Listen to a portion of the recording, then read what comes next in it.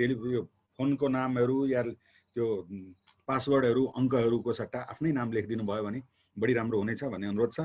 र फेसबुकमा हजारौं व्यक्तिले हेरिराख्नु भएको छ र पक्कै पनि हजुरका आफ्ना इष्टमित्रहरू सम्बन्धी व्यक्तिहरू हेर्न इच्छुक पनि हुनुहुन्छ होला। त्यसकारणले उहाँहरूलाई पनि यो कार्यक्रम हेर्नुहोस् भन्नेको लागि यहाँले बढीभन्दा बढी सेयर गरिदिनु होला भन्ने अनुरोध छ। र यसका साथसाथै आफ्नो सम्पर्क नम्बर र लिङ्कमा यहाँ आउँछ सम्पर्क नम्बर यहाँहरूको, त्यहाँ चाहिँ यहाँले आफ्नो सम्पर्क नम्बर लेख्नु होला च्याट बक्समा या लिङ्क आउँछ त्यो लिङ्कमा राखिदिनु होला आफ्नो ठेगाना आफ्नो नाम भयो भने भविष्यमा हामी एकअर्कासँग जोडिन बढी सजिलो हुनेछ। त्यसको लागि यहाँले अवश्य आफ्नो उपस्थिति लगाइदिनु होला। र अन्तिम एउटा सूचना, हाम्रो आयोजकको तर्फबाट प्रश्नोत्तरको सत्र राखिएको छैन।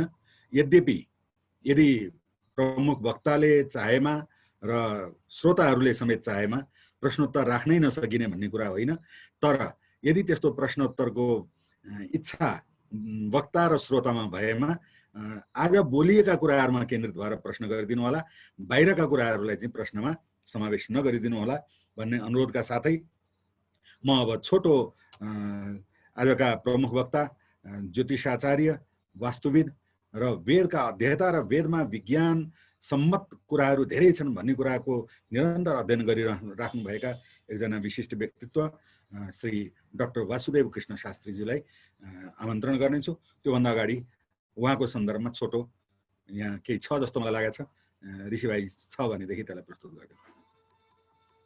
ओम है जीवन हमारा, ओम प्राणाधार रे, ओम है कर्ता विधाता, ओम पालनहार है। ओम है जीवन हमारा, ओम प्राणाधार है, ओम है कर्ता विधाता, ओम पालनहार है।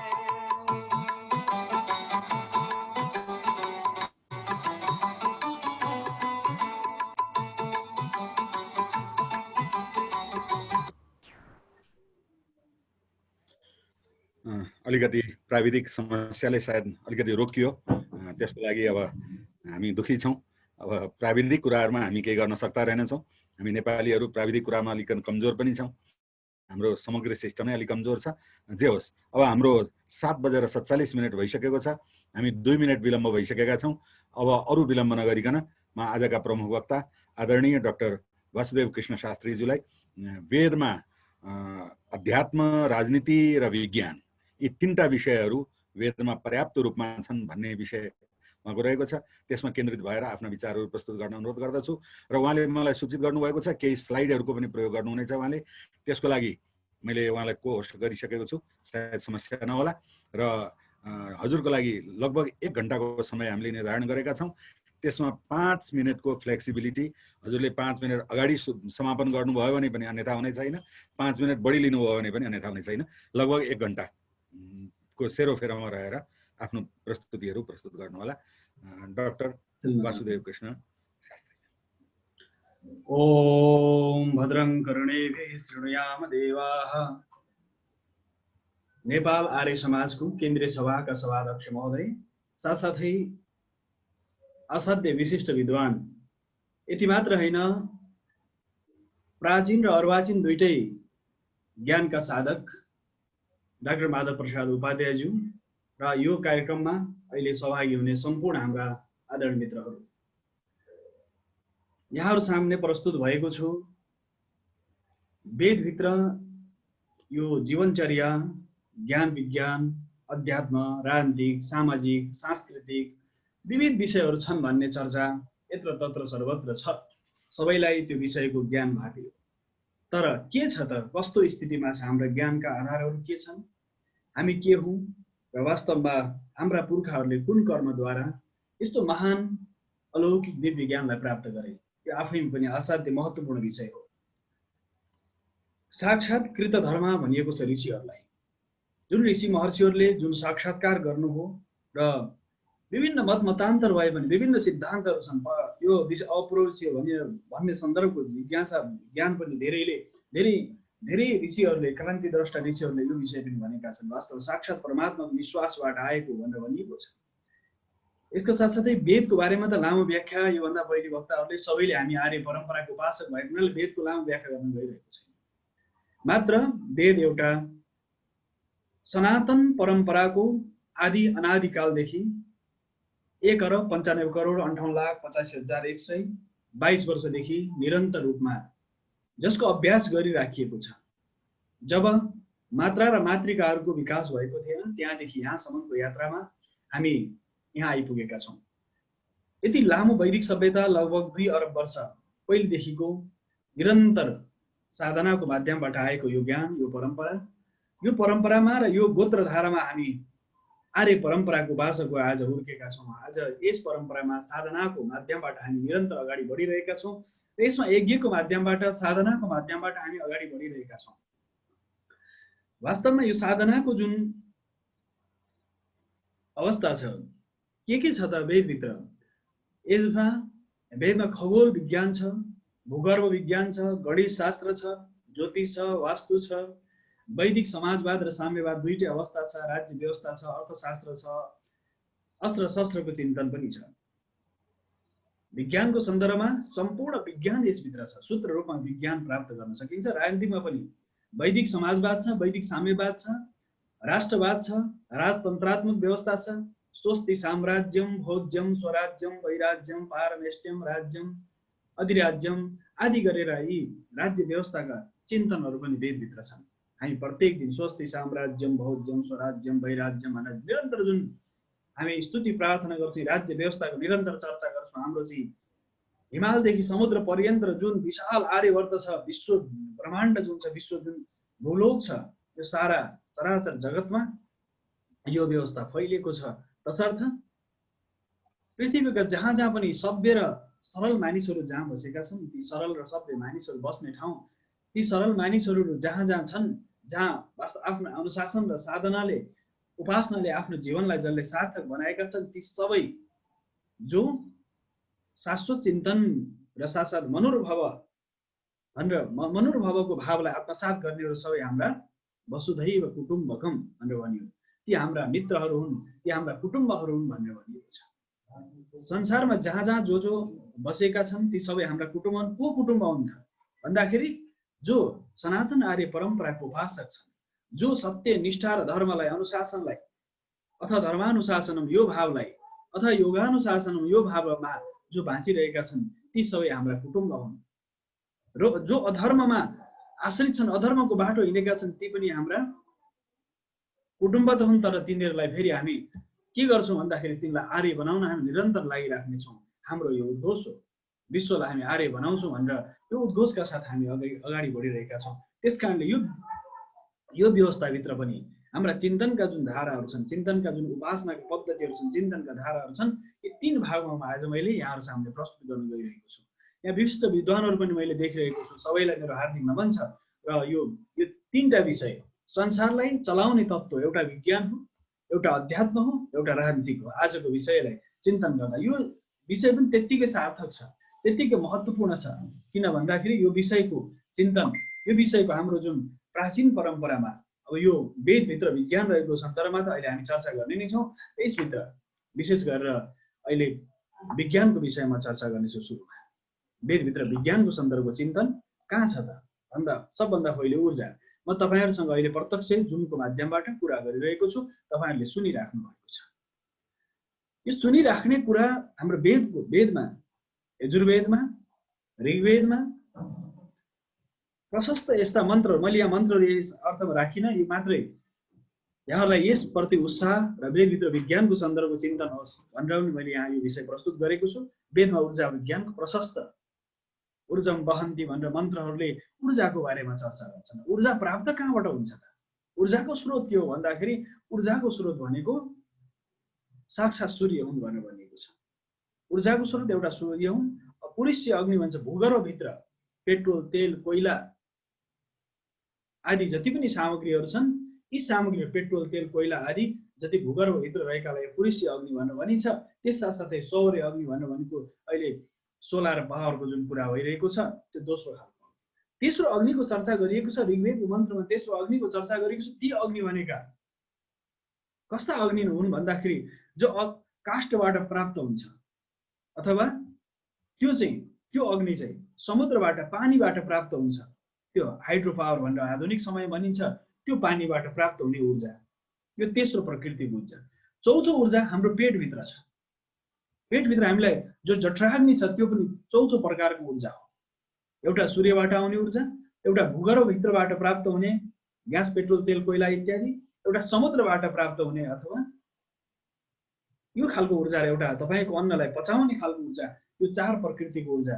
एउटा ऊर्जा के छ भने, एउटा ऊर्जा चाहिँ मानिसको आध्यात्मिक चेतनाभित्र छ। मानिसभित्र जुन चेतना छ, जो जठराग्नि छ, त्यसमा पाँचवटा जुन अवस्था छ शरीरभित्र, पञ्चप्राणको अवस्था छ, त्यो पनि ऊर्जाको एउटा पुञ्ज हो भनेर भनेको छ। यस प्रकारले 5 प्रकारको ऊर्जाको चिन्तन गरिएको छ। यसका साथसाथै ऊर्जाको सन्दर्भमा स्रोत के हो भन्दाखेरि सबैको स्रोत अग्नि हो। जसरी पानीमा H2O छ, हाइड्रो पावर भनेर हामी पानीबाट नै ऊर्जा प्राप्त हुन्छ भनिन्छ। ऊर्जा अविनाशी छन्, शाश्वत छन्, सनातन छन्। त्यो ऊर्जालाई निर्माण गर्न सकिन्छ, तर ऊर्जालाई रूपान्तरण गर्न सकिन्छ। जसरी सूर्यको ऊर्जालाई हामीले रूपान्तरण गरेर हामीले बत्ती बाल्न सक्छौँ। सोलर प्लान्टहरू हामीले अहिले जुन देखिरहेका छौँ, त्यो ऋग्वेद मन्त्र प्रष्ट भनिएको छ।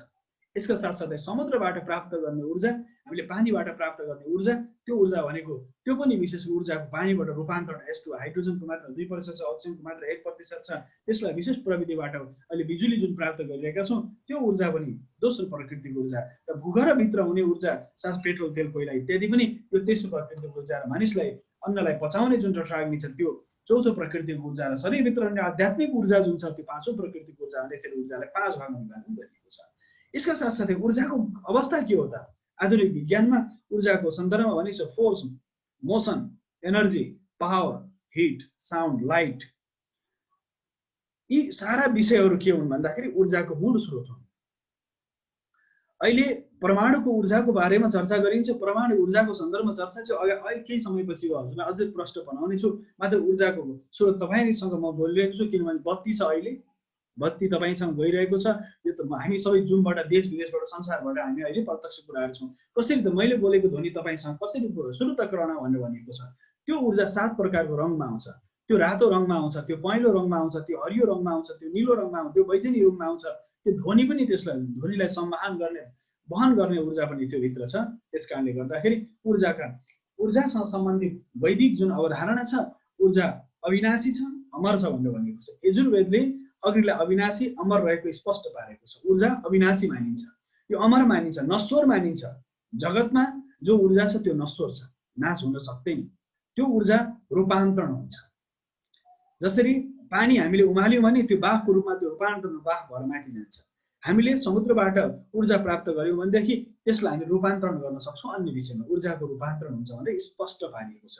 यसका साथसाथै यसरी स्पष्ट पारिएको छ कि वयस भनेर भनिएको छ। वेदमा ऊर्जालाई वयस शब्दको प्रयोग गरेको छ। त्यो ऊर्जालाई कसले वहन गर्छ भन्दाखेरि गतिशील रहने भएको हुनाले त्यसको ऊर्जाको रूपान्तरण हुन्छ, पुञ्जीभूत हुन्छ, त्यसपछि रूपान्तरण हुन्छ। जो युनिभर्सल एनर्जी छ, जो वैश्वानर अग्नि भनेर भनिन्छ, अग्निको विराट स्वरूप छ, त्यसलाई युनिभर्सल एनर्जी भनिन्छ। विश्वमा जहाँ पनि यी 5 प्रकृतिका ऊर्जाहरू चराचर जगतमा हुन्छन्। यसकारणले ऊर्जाको स्रोत यो हो। ऊर्जा व्यक्त छ, अव्यक्त छ, स्थूल छ र सूक्ष्म पनि छ। ऊर्जा कस्तो छ? सूक्ष्म छ, स्थूल पनि छ, व्यापक पनि छ र सूक्ष्म पनि छ, अव्यक्त छ, व्यक्त पनि छ। कस्तो दिव्यता छ! जसरी ऊर्जा तपाईँले बिजुलीको करेन्ट गइरहेको छ बत्तीमा भने तपाईँले त्यो करेन्ट छुँदाखेरि करेन्ट लाग्छ, बत्ती जोड्दाखेरि बल्छ, तर तपाईँले त करेन्ट प्रवाहित भएको देख्नुहुन्न। त्यसका साथसाथै E=mc² को स्रोत हो। तपाईँले छुनु भने करेन्ट लाग्छ, स्विच थिप्नु भने बत्ती बल्छ। यसको आशा किन? ऊर्जाले 7 वटा स्वरूपलाई, ध्वनिलाई पनि लिएर हिँड्ने हो, चित्रलाई पनि लिएर जाने हो, प्रकृति आकृतिलाई पनि बोकेर जाने हो, सूक्ष्म अति सूक्ष्म तरङ्गलाई तपाईँभित्र ल्याउने हो। त्यसकारणले ऊर्जा के हो? ऊर्जा गतिशील छ। मूल स्टेसनबाट यदि ऊर्जा गतिशील भयो भने र यसमा पनि परमात्मासँग जुन आध्यात्मिक ऊर्जा छ, हामी यज्ञ किन गर्ने, पूजा किन गर्ने, उपासना किन गर्ने भन्दाखेरि उपासना परमात्मासँग जोड्ने, हामी भित्रको ऊर्जालाई लिएर कहाँ पावर सेन्टरसँग जोड्ने। मूल ईश्वरीय तत्त्वसँग हामी भित्रको जुन ऊर्जा छ, आध्यात्मिक ऊर्जा छ, जुन हामीसँग शक्ति छ, त्यो हामी कहाँ गएर जोड्छौँ? किन जप गर्नु पर्यो, किन तप गर्नु पर्यो, किन यज्ञ गर्नु पर्यो? किन विभिन्न कर्महरू गर्नु पर्यो भन्दाखेरि मूल तत्त्वसँग जोडिनलाई, परमात्माको त्यो तत्त्वसँग जोडिनलाई यज्ञ गर्नु पर्यो। माध्यम त चाहियो नि। तपाईँको पानीभित्र आगो छ, काठभित्र आगो छ, काठभित्र आगो छ, यी सारा विषयहरू, काठभित्र आगो छ र यी सारा विषयहरू चाहिँ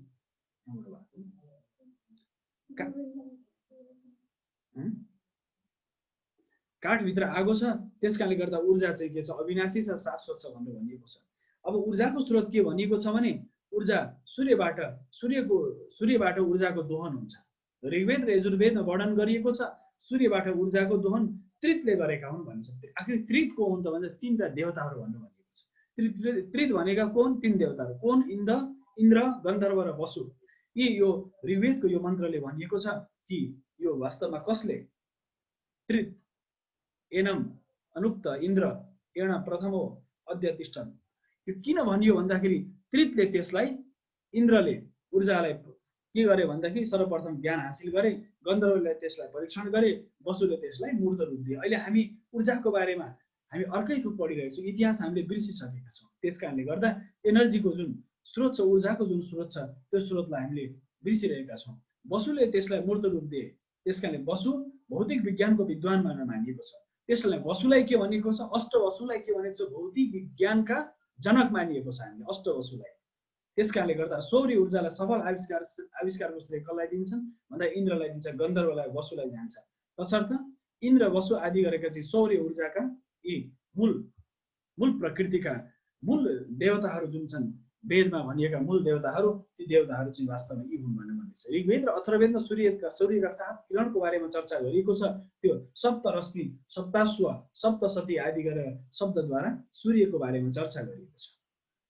त्यो के छ भन्दा 7वटा रङ छ। जसरी इन्द्रेणीमा हामीले 7वटा रङ देख्छौँ र जुन यो घोडाको विज्ञान छ, 7वटा घोडा सूर्यले 7वटा घोडामा सूर्य चढेर पूर्वबाट पश्चिमतिर जान्छन् भन्ने जो पौराणिक छ, सूर्य पुराणमा कथा छ, त्यसको 7वटा घोडा भनेको के हो त भन्दा 7वटा जुन यो प्रभाव छ, रङ छ, त्यो रङ चाहिँ के हो भने सूर्यको 7वटा घोडा हो। सूर्यको सप्तरश्मि हो, सप्त किरण हो। सूर्यको सप्तरश्मिलाई यसरी 7वटा घोडाको संज्ञा दिएको छ हाम्रो पुर्खाले। त्यसलाई कथामा हामीले पुराणमा जब पढ्यौँ त्यसलाई हामी 7वटा घोडामा सूर्य चढेर आउँछ भन्यौँ, तर ती रथमा चढेका छन् भन्यौँ। वास्तवमा सूर्यको वरिपरि हुने गायत्री, सावित्री र सरस्वती जुन छन् ती सारा के हुन् भने त्यो सप्तरश्मिहरू हुन् भनेर भनिएको छ।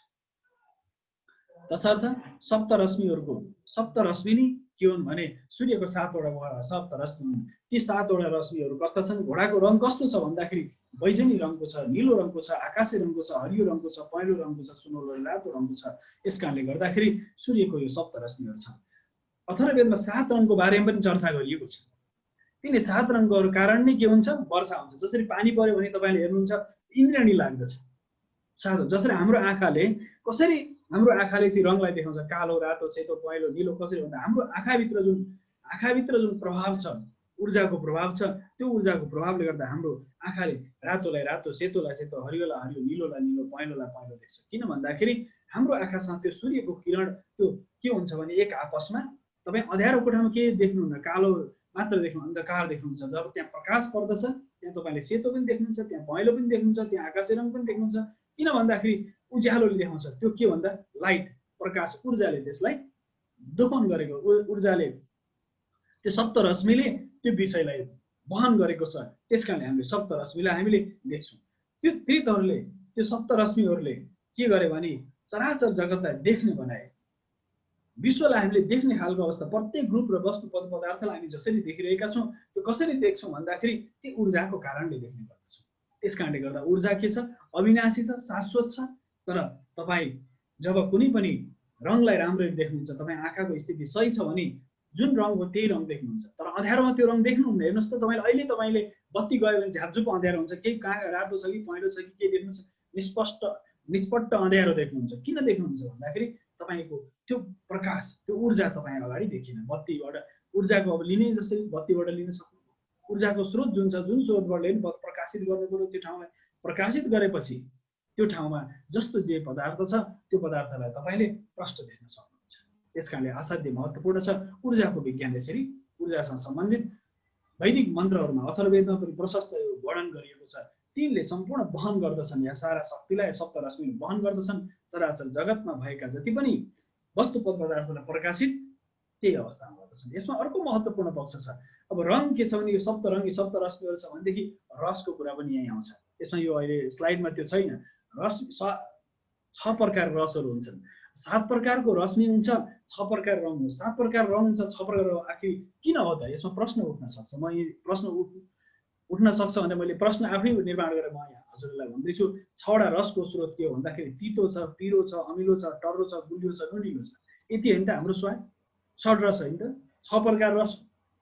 सङ्गीत आनन्द हामीलाई किन आउँछ? अलिकति इन्टरनेटको समस्या परे जस्तो छ उहाँकोमा। हामी थोरै धैर्य गरौँ, सायद छिटै यो रश्मिहरू सुनिँदैछ? कहिलेकाहीँ हाम्रो नेपालका इन्टरनेटका अवस्था गुरु सुनिँदैछ? माधव गुरु सुन्दै हुनुहुन्छ? हजुर, अलिकति इन्टरप्ट भइरहेछ। आवाज सुनिँदैछ? यो बाधा परिरहेको छ। अब हजुर, अब यो हाम्रो स्क्रिनमा कसैले यो तानी पनि राखेको छ। कसैले यो माथि मैले जुन स्क्रिन यहाँ गरेँ त्यसमा कसैले यहाँ स्क्र्याच चलाएर केही चलाएको घरकाहरू कसरी भइरहेछ त्यो नगरिदिनु होला। मैले बुझिराखेको छैन। यो गोविन्द आचार्यजी कोही हुनुहुन्छ, उहाँले सायद स्क्यानलाई चलाउनु भएको छ। यो कृपया नचलाइदिनु होला। मेरो सुन्दै हुन्छ माधव गुरु? हजुर छ, आवाज आइरहेको छ। गोविन्द आचार्य कोही हुनुहुन्छ, उहाँले बारबार यो मेरो स्लाइडलाई त्यहाँ चलाउँदै हुनुहुन्छ। कृपया गोविन्द आचार्यजी कोही हुनुहुन्छ भने कृपया त्यसो नगरिदिनु होला। त्यो बाहिर तपाईले उसमा त्यो फेरि रोकिएको जस्तो छ। हेलो गुरुजी सुन्दै हुनुहुन्छ? इन्टरनेट हजुर आयो, अहिले आयो, बीचमा रोकिरहेको थियो। अनि यहाँ त एकदम ठिक छ, एकदम सही छ। यहाँ सही छ गुरुजी। हजुर, हस् अगाडि बढौँ। यहाँ कोही गोविन्द आचार्यजी हुनुहुन्छ, उहाँले सायद यो मेरो स्लाइडलाई के केयरमेट गर्न के गर्दै हुनुहुन्छ पता छैन, उहाँले जान्नु भएन हो कि त्यो नचलाइदिनु होला।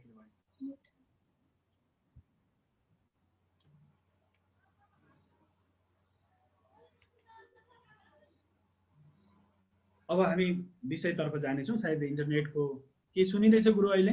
माधव गुरु हजुर आवाज आइरहेछ। हजुर भनौँ। अब अर्को सन्दर्भ छ पृथ्वी केन्द्रबिन्दु। पृथ्वीको केन्द्रबिन्दु सूर्य आकाश। यसको अथर्ववेदमा एउटा वर्णन गरिएको छ। पृथ्वीको केन्द्रबिन्दु भूगर्भभित्रको जुन पृथ्वी कसरी अडिएको छ भन्दाखेरि पृथ्वी अडिएको सन्दर्भ पृथ्वीको जुन केन्द्र छ, पृथ्वी जसमा पृथ्वीले जुन यस्य हृदयम परमे व्योमन भनेर भनेको छ अथर्ववेदमा।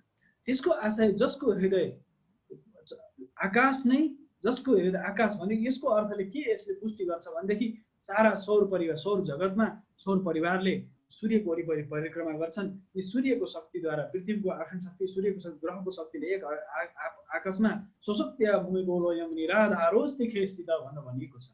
यसरी आकाशमा अवस्थित, खेमा अवस्थित सारा ग्रहहरू एक आपसमा तानातान गरेर अल्झिरहेका छन्। त्यो केले भन्दाखेरि ऊर्जाले अल्झिरहेका छन्। त्यो कि आकर्षण शक्तिले त्यसलाई एक अर्कालाई तानिरहेका छन् भनेर भनिएको छ। त्यसकारणले वेदका मन्त्रहरूमा जति मन्त्रहरू छन् ती मन्त्रहरू पृथ्वीले सूर्य परिक्रमा गर्छन् भन्ने कुरा त हामी आज भूगोल भनेर भन्छौँ। भू भनेको पृथ्वी गोल छ, गोलो छ भनेर भन्छौँ। यो वैदिक मन्त्रहरूमा भूगोल शब्दको प्रयोग भएको छ। खगोल शब्द, खम ब्रह्मको शब्द, ख भनेको सूर्य भनेर। आवाज फेरि रोकिएको छ। यहाँ त सबै ठिक छ। खम ब्रह्म भनेर भनिएको छ। तसर्थ चराचर जगतमा सूर्यको वरिपरि सारा ग्रह नक्षत्रहरू परिक्रमा गर्छन्। कारणले गर्दा नक्षत्रहरू, ग्रहहरू आफ्नो आफ्नो उसमा परिक्रमा गरिरहेका छन् भनेर भनिएको छ। तसर्थ वैदिक मन्त्रहरूमा, वैदिक ऋचाहरूमा भनिएको सन्दर्भ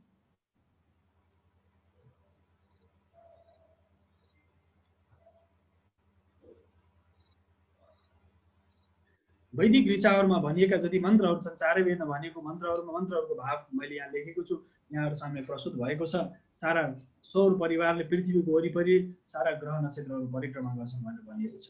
यसका साथसाथै अर्को सन्दर्भ अब आयो ऊर्जा। ऊर्जापछि अब मानव शरीरको संरचनाको सन्दर्भको चर्चा। अब सुनौ मानव शरीरको संरचना कसरी भएको छ। यसमा भनिएको छ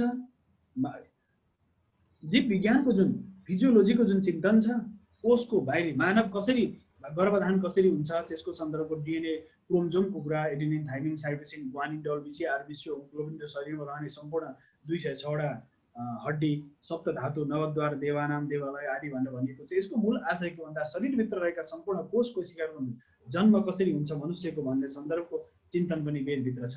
यसका साथसाथै एउटा अर्को महत्त्वपूर्ण पक्ष छ जीव विज्ञानको, जीवको संरचना। वास्तवमा बुवाआमाले राम्रो कर्म गर्यो भने सुन्दर सन्तान, वैदिक सन्तान, शाश्वत चिन्तन गर्ने सन्तान जन्मिन्छ भनेर भनिन्छ। शाश्वत सनातन चिन्तनका उपासक ऋषिहरूले विशेष गरेर सबैभन्दा बल केमा दिएको छ भने सन्तान प्राप्ति महत्त्वपूर्ण विषय हो। सन्तान राम्रो होस्, सन्तानले सम्पूर्ण 21 कुललाई तार्ने काम गरोस्, सन्तान असाध्यै शक्तिशाली हुन्, सन्तान शक्तिशाली बनुन्, सन्तानलाई हामीले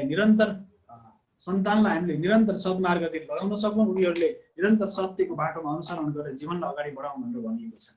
यसको आशय के भने संस्कारको जुन सन्दर्भ छ, 22वटा संस्कारको चिन्तन गरिएको छ। त्यसमा अहिले पनि 16 संस्कारको कुरा, वैदिक आर्य परम्परामा 16 प्रकार संस्कारको चिन्तन त गरिएकै छ। त्यो संस्कारको चिन्तनमा पनि भनिएको छ यी सारा मन्त्रहरूमा भने जीव विकासको क्रम पनि यसमा राखिएको छ र कुन समयमा पुत्र प्राप्ति हुन्छ, कुन छोरा जन्मिन्छ, कुन समयमा छोरी जन्मिन्छ भन्ने सन्दर्भको चिन्तन पनि यहाँ देखिन्छ।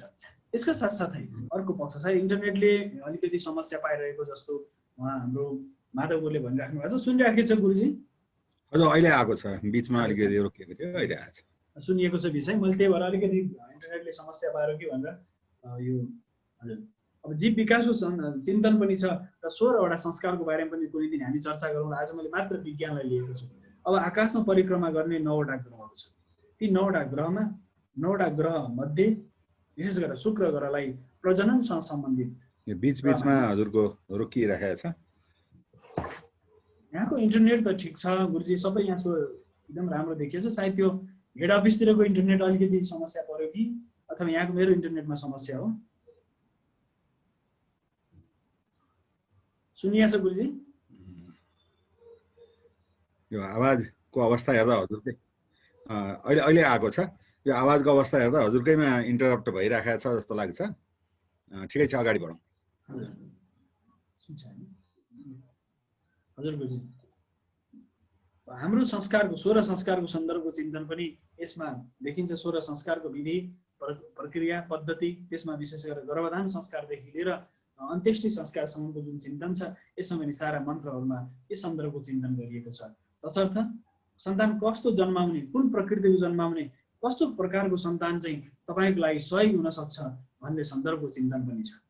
यसका साथसाथै सन्तान प्राप्तिको लागि गरिने यज्ञको सन्दर्भको चिन्तन पनि यहाँ देखिन्छ। यस साथसाथै अब हामी मान्छे जन्मिसकेपछि उसलाई भोजन आवश्यक पर्दछ, त्यसै कारणले अन्नको सन्दर्भको चर्चा यहाँ गर्छौँ। वेदमा अन्नहरूको ऋतु अनुसार लगाइने अन्नहरूको चर्चा पनि गरिएको छ। 6वटा ऋतुमा प्रकृतिसँग मिल्ने र वैदिक कृषिको जुन विधान छ, अहिले पछिल्लो समय मैले एउटा पुस्तक यहाँ तयार पार्छु, वैदिक कृषि। यो सायद म आज अन्तिममा यो माधव गुरुद्वारा नै आज यो किताबलाई हामी लोकार्पण गर्नेछौँ, विमोचन गर्नेछौँ। किन भन्दाखेरि यो किताब पहिले हामीले वैशाख गतितिर विमोचन गर्ने भनेका थियौँ, त्यो विमोचन हुन सकेको छैन। यसमा सारा विज्ञानको विषय छ। आज मैले चाहिँ यही बिचमै भन्छु, अन्तिमतिर हामी यो किताब विमोचन गरेर हाम्रा जति पनि आर्य मित्रहरू हुनुहुन्छ, बन्धुहरू हुन्छ, उहाँ सबैलाई हामी पुस्तक पनि पछि समयमा हामी उपलब्ध गराउनेछौँ। तर यो आज चाहिँ विशेष गरी यो कार्यक्रममा यही नै हामी लोकार्पण पनि गर्दैनौँ। यो कोभिडले गर्दाखेरि आज यो पहिलो प्रयोग पनि हुन्छ, मैले यो पनि यहाँ राख्ने विषय। र यसमा धेरै विज्ञानको सन्दर्भका धेरै चिन्तनहरू यसमा राखिएका छन्। अब मैले मानिस जन्मेपछि उसलाई के चाहिन्छ? अन्न चाहिन्छ। मानिस जन्मेपछि उसलाई अन्न चाहियो, भोजन चाहियो। र वेदमा मन्त्र छन्, गृहाश्रमे, यवाश्रमे, माखाश्रमे, तिलाश्रमे आदि गरेका जुन मन्त्रहरू छन्, यी मन्त्रहरूमा धानको सन्दर्भको चर्चा छ। यवाश्रमे, मासाश्रमे, तिलाश्रमे, मुद्गाश्रमे, खलवाश्रमे, खल भनेको चनालाई भनिन्छ।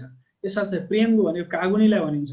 अणु भनेको मसिनो धान, श्यामा धानलाई भनिन्छ। निवार भनेको निवारो भनेर भनिन्छ। गोधुमाश्रमे, किन अङ्ग्रेजी किन मैले राखिदिएको छु भने साइन्टिफिक नाम पनि चाहिने भएको हुनाले मैले अङ्ग्रेजी राखिदिएको छु। यहाँ वैज्ञानिक नामहरू यहाँ छन्। अन्नको चर्चा चाहिन्छ। मानिस जन्मियो, त्यसपछि मानिसलाई अन्नको आवश्यक पर्दछ। यज्ञमा पनि यी अन्नहरूको प्रयोग गरिन्छ। यो सारा अन्नहरूको सन्तुलन नै जीवन हो। अन्न बिना कुनै यज्ञ सम्पादन हुँदैन। मनुष्य जीवन अगाडि बढ्न सक्दैन। तसर्थ अन्न हाम्रो जीवनको अभिन्न अङ्ग हो। अब अन्नको खेती कसले गरे भन्दा सबभन्दा पहिले अन्नको खेती पृथुले गरे। पृथुले धरतीमा अन्नको खेती गरे भनेर भनिन्छ। त्यसकारणले पृथ्वीलाई दोहन गरे पृथु राजाले दोहन गरे, इन्द्रले दोहन गरे। त्यसपछि दोहन गरेपछि सारा पहिले एउटा परशु प्राप्त गरे। वनचरो प्राप्त गरे, सारा जङ्गल काठहरूलाई काटेर हटाए, जमिनलाई सम्याए, त्यसपछि खेती गरे। पहिलो खेती धरतीमा के को भयो भन्दाखेरि धानको खेती भयो। वेदलाई प्राचीनता पुष्टि गर्ने सबभन्दा ठुलो स्रोत के हो भन्दाखेरि आज संसारले नासादेखि लिएर सारा वैज्ञानिकहरूले अनुसन्धान गरेर के पत्ता लाग्यो भने धरतीमा पहिलो खेती र मनुष्यले धरतीमा आएपछि पहिलो उसले बाली प्रयोग गरेको भनेको धान हो। धान लगाएको, धानको अहिले पछिल्लो समयको अनुसन्धानबाट सबभन्दा धरती मनुष्यले आफ्नो उपयोगी के बनायो भने धान बनायो। त्यसैले धानको खेतीको बारेमा प्रशस्त चिन्तनहरू गरिएका छ। पश्चिमा जगतले नै वेदलाई प्राचीन पुष्टि गर्ने कुरा चाहिँ धान खेती धरतीमा कसले गरे भन्दा आर्यहरूले गरे। कहाँ गरे भन्दाखेरि बागमती, विष्णुमती, रुद्रमती, गङ्गा, जमुना, सरस्वतीको किनारमा गऱ्यो भनेर भनिएको छ।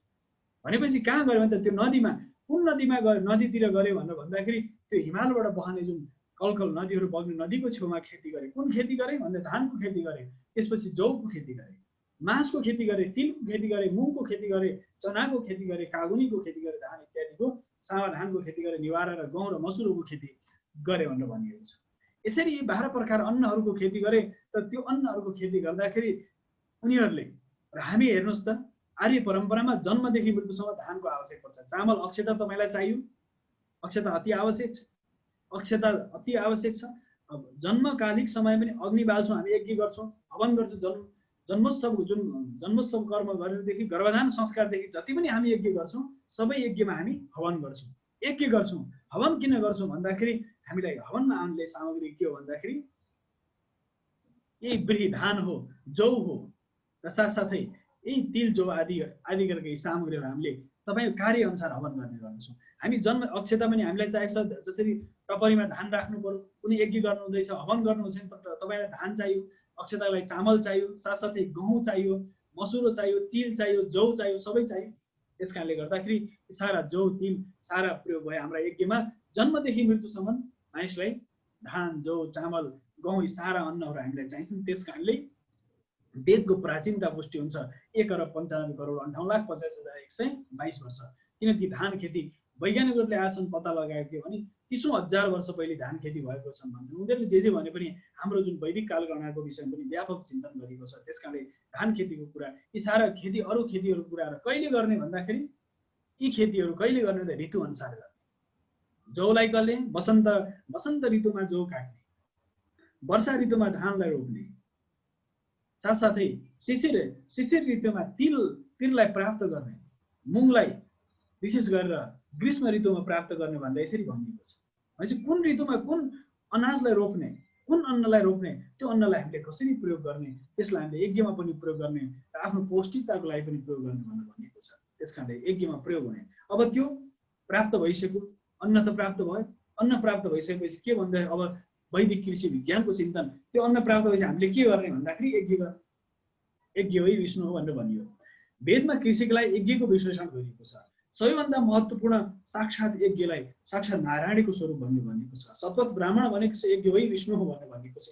साक्षात चराचर जगतका स्वामी के हुन् भन्दाखेरि यज्ञ नै यज्ञकर्ताको विष्णु हुन् भनेर भनिएको छ। यज्ञ के हुन्? विष्णु भगवान, यज्ञ पुरुष भगवानको भन्दा हामी जय भन्छौँ नि त, यज्ञ गरिन्छ। किन भन्छौँ भन्दा नि अग्निदेवले त्यो कसैलाई 7वटा उहाँहरूको सप्त रश्मिले त्यो परमात्मासँग लानुहुन्छ।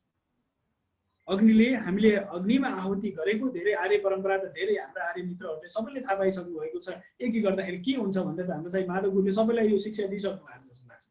यहाँ धेरै मैले यज्ञमा व्याख्यानहरू किन यज्ञ भइरहेको हुन्छ। त्यस कारणले गर्दा यज्ञ नै भगवान साक्षात नारायणको स्वरूप हुन्। यज्ञ भगवानको पुष्टिका लागि यज्ञ गरिन्छ र यज्ञको लागि अन्न समृद्धि, यज्ञ नगरिकन अन्न समृद्धि हुँदैन भनेर भनिएको छ। यज्ञात् भवति पर्जन्यो पर्जन्यात् अन्न सम्भवम् भनेर भनिएको छ। भगवान कृष्णले पनि गीतामा भन्नुभएको छ यज्ञ नै अन्न प्राप्त हुन्छ र अन्न फेरि अन्न प्राप्त भएपछि हामी यज्ञ गर्छौँ। यज्ञ गरिसकेपछि त्यो यज्ञको धुवा बादलको रूपमा आकाशमा जान्छ। आकाशमा गइसकेपछि फेरि वृष्टि हुन्छ। वृष्टि भएपछि फेरि अन्न समृद्धिको हामी कल्पना गर्छौँ। पृथ्वी सस्यशालिनी भनेर हामी वैदिक मन्त्रहरू गाउँछौँ। त्यस कारणले यज्ञको सन्दर्भ चर्चा पनि यहाँ छ। यज्ञ पुरुषलाई हामीले परमात्माको साक्षात स्वरूप नै यज्ञ भनेर भनिएको छ। अन्नको मर्यादाको बारेमा चर्चा गरेको छ। अन्नलाई अन्नम निन्द्या, अन्नलाई तपाईँ निन्दा नगर्नुहोस्। अन्न वै प्राण भनेर भनिएको छ। अन्नलाई तपाईँ निन्दा नगर्नुहोस्। अन्नले नै तपाईँको शरीरलाई पुष्टि गरिएको छ। अन्नले नै तपाईँको शरीरलाई प्रतिष्ठित गरिरहेको छ। अन्नले नै तपाईँको शरीरलाई चलाइरहेको छ। यस कारणले तपाईँ अन्नलाई अन्न साक्षात अन्न नि कहाँ गएर प्रतिष्ठित छन्, वेद पनि अन्नमा प्रतिष्ठित छन् भनेर भनिएको छ। त्यसकारणले चराचर जगत नै अन्नमा प्रतिष्ठित छ। अन्न वही प्राण भनेर भनियो। अन्न नै प्राण भने किन भन्ने भन्दाखेरि यज्ञ पनि अन्नमा छन् र जीवन पनि हाम्रो अन्नमय शरीर छ। यो ज्ञानमय विज्ञानमय मनोमय जति शरीर छ, यो शरीर जस्तो रहे पनि मूल तत्त्व देख्यो भने अन्न हो। अन्न बिना केही पनि सम्भव छैन। त्यसकारणले गर्दा यो शरीरलाई पुष्टि गर्नलाई अन्न चाहिन्छ। त्यसकारण अन्न समृद्धिको लागि हामीले अन्नको निन्दा गर्नु हुँदैन। यही नै व्रत हो। बाहिरभित्र जे जस्तो खोजे पनि प्राणलाई चलाउने अन्न नै हो। त्यसकारणले अन्न नै भोक्ता हो भनेर। अनि शरीर नै अन्नमय छ।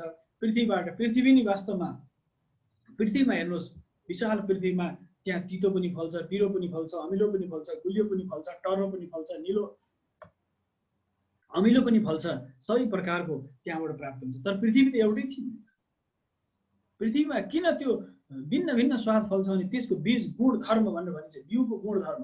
तपाईँले कागती अमिलो रोप्दै हुनुहुन्छ भने त्यसको गुण धर्मको अनुसार, त्यस कारणले गर्दा गुण धर्म अनुसार तपाईँको पृथ्वीबाट प्राप्त हुने तितो, पिरो, अमिलो, गुलियो, टर्रो, नुनिलो जे हुन्छ, तपाईँ गुण धर्म अनुसार, बीजको मूल गुण धर्म अनुसार पृथ्वीले त्यस्तै रसमा प्रदान गर्छ। रस कसले दिन्छ भन्दा सूर्यले, चन्द्रमाले रस प्रदान गर्नुहुन्छ हामीलाई भनेर भनिएको छ। तसर्थ अन्नले हामीलाई सामर्थ्य बढाउँछन्। अन्न नि चराचर जगतमा सृष्टिमा फैलिएका छन्। अन्न नि समृद्धिको लागि हामी प्रार्थना गरौँ भनेर भनिन्छ। सारा मन्त्रहरूमा अन्नको सन्दर्भको चर्चा प्रशस्त पाइन्छ। अब अन्न प्राप्त भएपछि के गर्नुपर्छ पर्यो भने पशु सम्वर्धन गर्नु पर्यो। वेद मन्त्रहरूमा पशुपालनको विषयमा प्रशस्त विचार गरेको छु। मैले एकदमै सारांशमा यो विषय यहाँहरू सामने किन प्रस्तुत गरिरहेको छु भने वेदमा प्रशस्त विषयहरू छन्। ती विषयहरू यहाँ केही न केही यहाँहरू सामने यो प्रस्तुत गर्नुको आशा के यो भित्र वैदिक ज्ञान विज्ञानको जुन विशाल यो वृक्ष छ, ज्ञानको वृक्ष छ, यसभित्र विशिष्ट विषयहरू छन्। जति धेरै विषय उद्घाटित छन् भने कति विषयहरू उद्घाटित छैनन्, कति विषयहरू अनुद्घाटित विषयहरू छन्। तसर्थ उद्घाटित विषयहरू जति छन् यहाँहरू सामने प्रस्तुत गरिन्छ। अरू पनि धेरै अनुसन्धान गर्नु छ, धेरै खोज्नु छ। धेरै वेद हाम्रा मन्त्र दृष्टा ऋषिहरूले विषय छोडेर जानु भएको छ, सबै सूत्र रूपमा छन्। त्यस कारणले गर्दा पशुपालनको सन्दर्भमा, गाईको सन्दर्भमा एउटा बडो यसमा मैले यो आफ्नो वैदिक ज्ञान विज्ञान यो ग्रन्थमा राखेको छु। गाई नेपालमा 9 प्रकारका गाईहरू पाइन्छन्। पशु समृद्धको कुरा गर्दाखेरि, पशुपालनको सन्दर्भमा कुरा गर्दाखेरि गाईलाई माता किन मानिएको छ भन्दा यहाँ 9 मुठे गाईहरू छन्। स्त्री गाई छन्, खैला गाई छन्, चौडी गाई छ र साथसाथै गौरी गाई छ। 9 प्रकारका गाईहरू नेपालमा पाइन्छन्। यी रैथाने गाईहरू। गाईको सबैभन्दा उत्तम दुध कुन मानिन्छ भन्दाखेरि श्री गाईको दुध चाहिँ सबैभन्दा एकको लागि पवित्र र उत्तम मानिन्छ। श्री गाईको पालन लगभग नेपालबाट लुप्त हुन आँट्यो। अब हाम्रो सम्पूर्ण आर्य साथीहरूलाई, आर्य मित्रहरूलाई यो भन्नु छ कि श्री गाईको संरक्षणमा लागौँ। श्री समृद्धिको लागि तपाईँले श्री गाई पाल्नु पर्यो। 9 मुठे गाई पनि शास्त्रमा भनिएको छ। उचाइ, गाईको उचाइ, त्यसको सन्दर्भमा यहाँ विस्तृत व्याख्या चाहिँ मैले यसमा गरेको छु, ग्रन्थमा गरेको छु। र वास्तवमा गाईको सन्दर्भको चर्चा पनि छ। 9 मुठे गाईको कुरा, श्री गाईको कुरा, खैला गाईको कुरा, चौडी गाईको कुरा र चौडी गाईको दुधलाई किन प्रयोग गरिन्न भन्दाखेरि हिमाली क्षेत्रमा रहने गाईलाई पनि पवित्र मानिन्छ। त्यसको कुनै गाईको दुध, गहुँ, गोबर इत्यादि प्रयोग हुन्छ, कुनै गाईको जस्तै चमर इत्यादि प्रयोग हुन्छ। त्यो गाईको स्वरूप र प्रकृति अनुसार, त्यसको प्रजाति अनुसार गाईलाई कुन गाईको के प्रयोग गर्ने भन्ने सन्दर्भ छ। र अहिले जुन हामीले जुन जर्सी गाई छ यसलाई पिग काउ भन्छ। हेर्नुहोस्, यो त सायद सुनिसक्नु भयो। पिग काउ भने सुँगुर र गाईको डिएनए क्रोमोजोम मिलाएर बनाइएको भन्ने मानिन्छ। अब तपाईँले यज्ञ गर्दै हुन्छ, वैदिक यज्ञ, तर तपाईँ पिग काउको चाहिँ दुध हालेर तपाईँ चाहिँ पायस पकाउँदिन्छ, हवन गरिदिन्छ, अनि यज्ञ गर्दा सिद्धि भएन भनेर रुवाएर हुन्छ, हुँदैन। यो गलत कुरा हुन्छ। तसर्थ म यो विषयमा चाहिँ बडा के लाग्छ भने गौपालनलाई हामीले मर्यादापूर्ण अगाडि बढाउनु पर्यो। गौशाला संरक्षणलाई हामी लाग्नु पर्यो। गौ सेवा हाम्रो जीवनको अभिन्न अङ्ग भन्नु पर्यो। र गौ हत्या निषेध गरेको छ। गौ हत्या गर्नेलाई मृत्युदण्ड दिने भनेर भनिएको छ। वैदिक मन्त्रहरूमा त्यो प्रशस्त चर्चाहरू पाइन्छ। यस कारणले गर्दाखेरि अन्न समृद्धिको लागि पनि हामीले पशुपालन गर्नुपर्छ। पशुको गउँतबाट, गोबरबाट। अहिले हेर्नुहोस्, म एउटा सानो प्रसङ्ग यहाँलाई सुनाउँछु। संसारका मानिसहरूले के भनिराखे भने तपाईँहरूले खाद मल प्रयोग गर्नुहोस्। युरियाको मारामारी हेर्नुहोस्, पत्रिकामा तपाईँले हेर्नु भने युरिया 50 विगत 50 वर्षदेखि युरिया मात्रै हाल भनेर भनेका भनेछन्। युरिया मलको प्रयोग गर भनेर बारम्बार भने तिमीहरू चाहिँ पुर्खाले हाम्रा गोबर, गहुँ इत्यादि हालेर प्रयोग गर्थे। हाम्रो खेतीपाती एकदम राम्रो हुन्थ्यो। धान, गहुँ इत्यादि बालीहरू बडो शुद्ध पवित्र हुन्थ्यो। हामी एकदम सही थियौँ।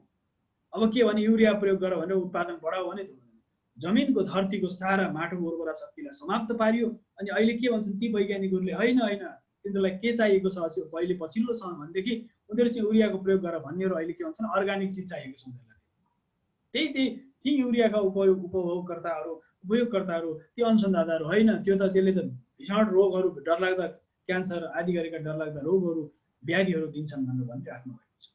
त्यसको किन भन्दाखेरि हामी जे थियौँ सही थियौँ। हेर्नुहोस्, यस कारणले अब युरियातिर होइन, गोधनलाई हामीले संरक्षण गर्ने हो भने गोबर गहुँ इत्यादिलाई प्रयोग गरेर प्राङ्गारिक मलको चिन्तन पनि मैले यो पुस्तकमा ग्रन्थमा राखेको छु। प्राङ्गारिक मल कसरी बनाउने, वैदिक कृषिको जुन विधान छ त्यसमा कसरी यो मललाई निर्माण गर्ने भन्ने सन्दर्भ छ। तपाईँले घरमै यदि पिना त सबैसँग छ, तोरी सबैसँग हुन्छ, पिना एक मुठी मात्रै पनि मलमा हालिदिनुहोस्, तपाईँ पिनालाई पिसेर थोरै पिना पिसेर हालिदिनुहोस्, तपाईँ थोरैभन्दा थोरै हाल्नुहोस्, पिनाले तुरन्त त्यो वृक्ष वनस्पति यति धेरै छिटो चाहिँ सप्रेर माथि आउँछ। यस कारणले गर्दा प्राङ्गारिक मल बनाउने विधान पनि हाम्रा वैदिक वाङ्मयहरूमा प्रशस्त पाइन्छ। त्यस कारणले कृषिसँग सम्बन्धित त्यो मल निर्माणदेखि लिएर अन्न समृद्धिसम्मको चर्चा वेदमा पाइन्छ। अब शुक्ल यजुर्वेदको म चर्चा गर्छु कि यो हिमवत खण्डमा शुक्ल यजुर्वेदमा कहाँ के चर्चा गरिएको छ भने मैले केही अध्यायहरूको सन्दर्भ यहाँ चर्चा गरेको छु। शुक्ल यजुर्वेदको 18 अध्यायमा जुन 12औं मन्त्र छ त्यसमा धान, जौ, मास, तिल, मसुरो, गुण, चना, कागुनो, रायो, सावा, निवार, गहुँको वर्णन गरिएको छ। तपाईँ टिप्दा पनि हुन्छ यहाँहरूले। शुक्ल यजुर्वेदको 18औं अध्यायको 13 मन्त्रमा खनिज पदार्थ, ढुङ्गा, माटो, साना ठुला पर्वत, बालुवा, कण, वनस्पति, सुन, चाँदी, फलाम, तामा, सिसा, टिन आदिको वर्णन गरिएको छ। हेर्नुहोस्, शुक्ल यजुर्वेदको 18 अध्यायको 13 मन्त्रमा तपाईँले हेर्नु भने प्रश्न पाउनुहुन्छ। 13 मन्त्रमा तपाईँले त्यो प्रश्न पाउनुहुन्छ।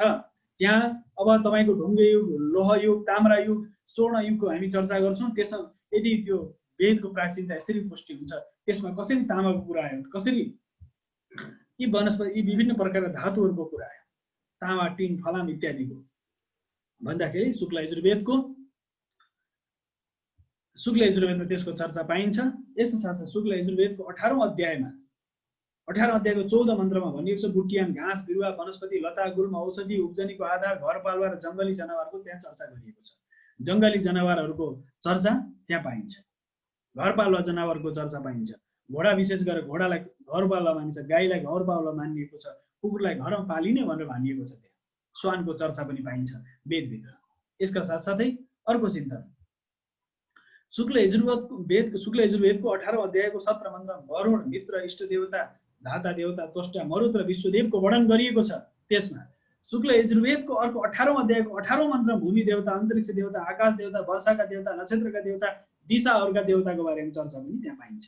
यसका साथसाथै शुक्ल यजुर्वेदको 18औं अध्यायमा 19औं अध्याय 18औं अध्यायको 19औं मन्त्रमा अंश देवताको अंशु ग्रह रश्मि ग्रहको बारेमा त्यहाँ पाइन्छ। रश्मिको बारेमा अधिपति देवता, उपांशु ग्रहहरू, अन्त जसरी तपाईँको मङ्गल ग्रहको चर्चा त्यहाँ छ, बृहस्पति ग्रहको चर्चा छ, त्यहाँ सप्त ग्रह 7वटा ग्रहहरूको चर्चा छ। राहु र केतु छाया ग्रह भनेर भनेको छ, उपग्रहको चर्चा पाइन्छ। शुक्ल यजुर्वेदको 18औं अध्यायको 19औं मन्त्र तपाईँले गरेर हेर्नु भने त्यो प्रष्ट ग्रह नक्षत्रहरूको बारेमा, मित्र वरुणको बारेमा पाइन्छ र विशेष गरेर पृथ्वीबाट छुटिएर गएको मङ्गल ग्रह भन्नु पनि पाइन्छ। त्यसकारणले त्यो मन्त्र शुक्ल यजुर्वेदको 19औं मन्त्रमा। यसका साथ शुक्ल यजुर्वेदको 18औं अध्यायको 23औं मन्त्र व्रत, ऋतु, तप, संवत्सर, दिन रात आदि गरेका सारा वर्णनहरू त्यसमा पाइन्छ। यस्तो महत्त्वपूर्ण सन्दर्भ छ। यसका साथसाथै शुक्ल यजुर्वेदको 18औं अध्याय यस्तो महत्त्वपूर्ण अध्याय हो, 28औं मन्त्रमा महिनाको बारेमा, बासको बारेमा चर्चा पाइन्छ। चैत महिनालाई विशेष गरेर कुन महिनामा के गर्ने भनेर भनिएको छ। कुन महिनामा मनुष्यले के कर्म गर्ने, जल क्रीडा कहिले गर्न, जब गर्मी हुन्छ तपाईँले जलमा सरोवरमा गएर स्नान गर्ने भन्ने सन्दर्भको चर्चा त्यहाँ पाइन्छ। महिनाहरूको सन्दर्भ चर्चा पाइन्छ। वैशाख, जेठ आदि गरेका महिनाहरू, नक्षत्र अनुसार महिनाहरूको बारको चिन्तन त्यहाँ छ। र 18औं अध्यायको 33औं मन्त्रमा बाज चराको वर्णन छ। बाज चराको बारेमा मैले एउटा आर्टिकलै लेख्छु, ठुलो आर्टिकल। बाजे किन भनियो, यहाँ काठमाडौँको हामीलाई बाजे किन भन्छन् थाहा छ? बाजे बाजे बाजे बतबाजे आदि गरेर मन्त्र पढ्दै आउनुहुन्थ्यो पहिले, पाती पढ्ने हुन्थ्यो पहिले, होइन? अहिले धेरै जो वृद्धहरू हुन्छ उहाँलाई थाहा छ, अहिले त्यो परम्परा हराइ छ। त्यो मन्त्र पढ्दै आउनुहुन्थ्यो, त्यस कारणले ऊ बाजे आयो, बाजे बाजे मात्रै सुनिन्थ्यो, त्यो बुझ्दैन थियो अरू त। त्यस कारणले गर्दाखेरि त्यो मन्त्र पढ्दै आउने भनेको उनीहरूले बाजे भने। अर्को कुरो बाज पाल्नेलाई बाजे भनियो। हेर्नुहोस्, स्वयं भनेर भनेको छ बाजलाई, बाज पाल्ने बाजेले बाज पाल्नै पर्थ्यो। बाज अङ्कित झन्डा राख्ने, मैले कान्तिपुरमा लेखेको पनि छु पत्रिकामा, बाज पाल्छ जसले त्यो बाजे हो। बाज चरालाई यति शक्तिशाली मानिएको छ, सबैभन्दा शक्तिशाली, त्यसलाई बाज मानिएको छ। सिकारी चरा भनिदिन्छ। अहिले बाजको प्रसङ्ग हराइसकेको छ।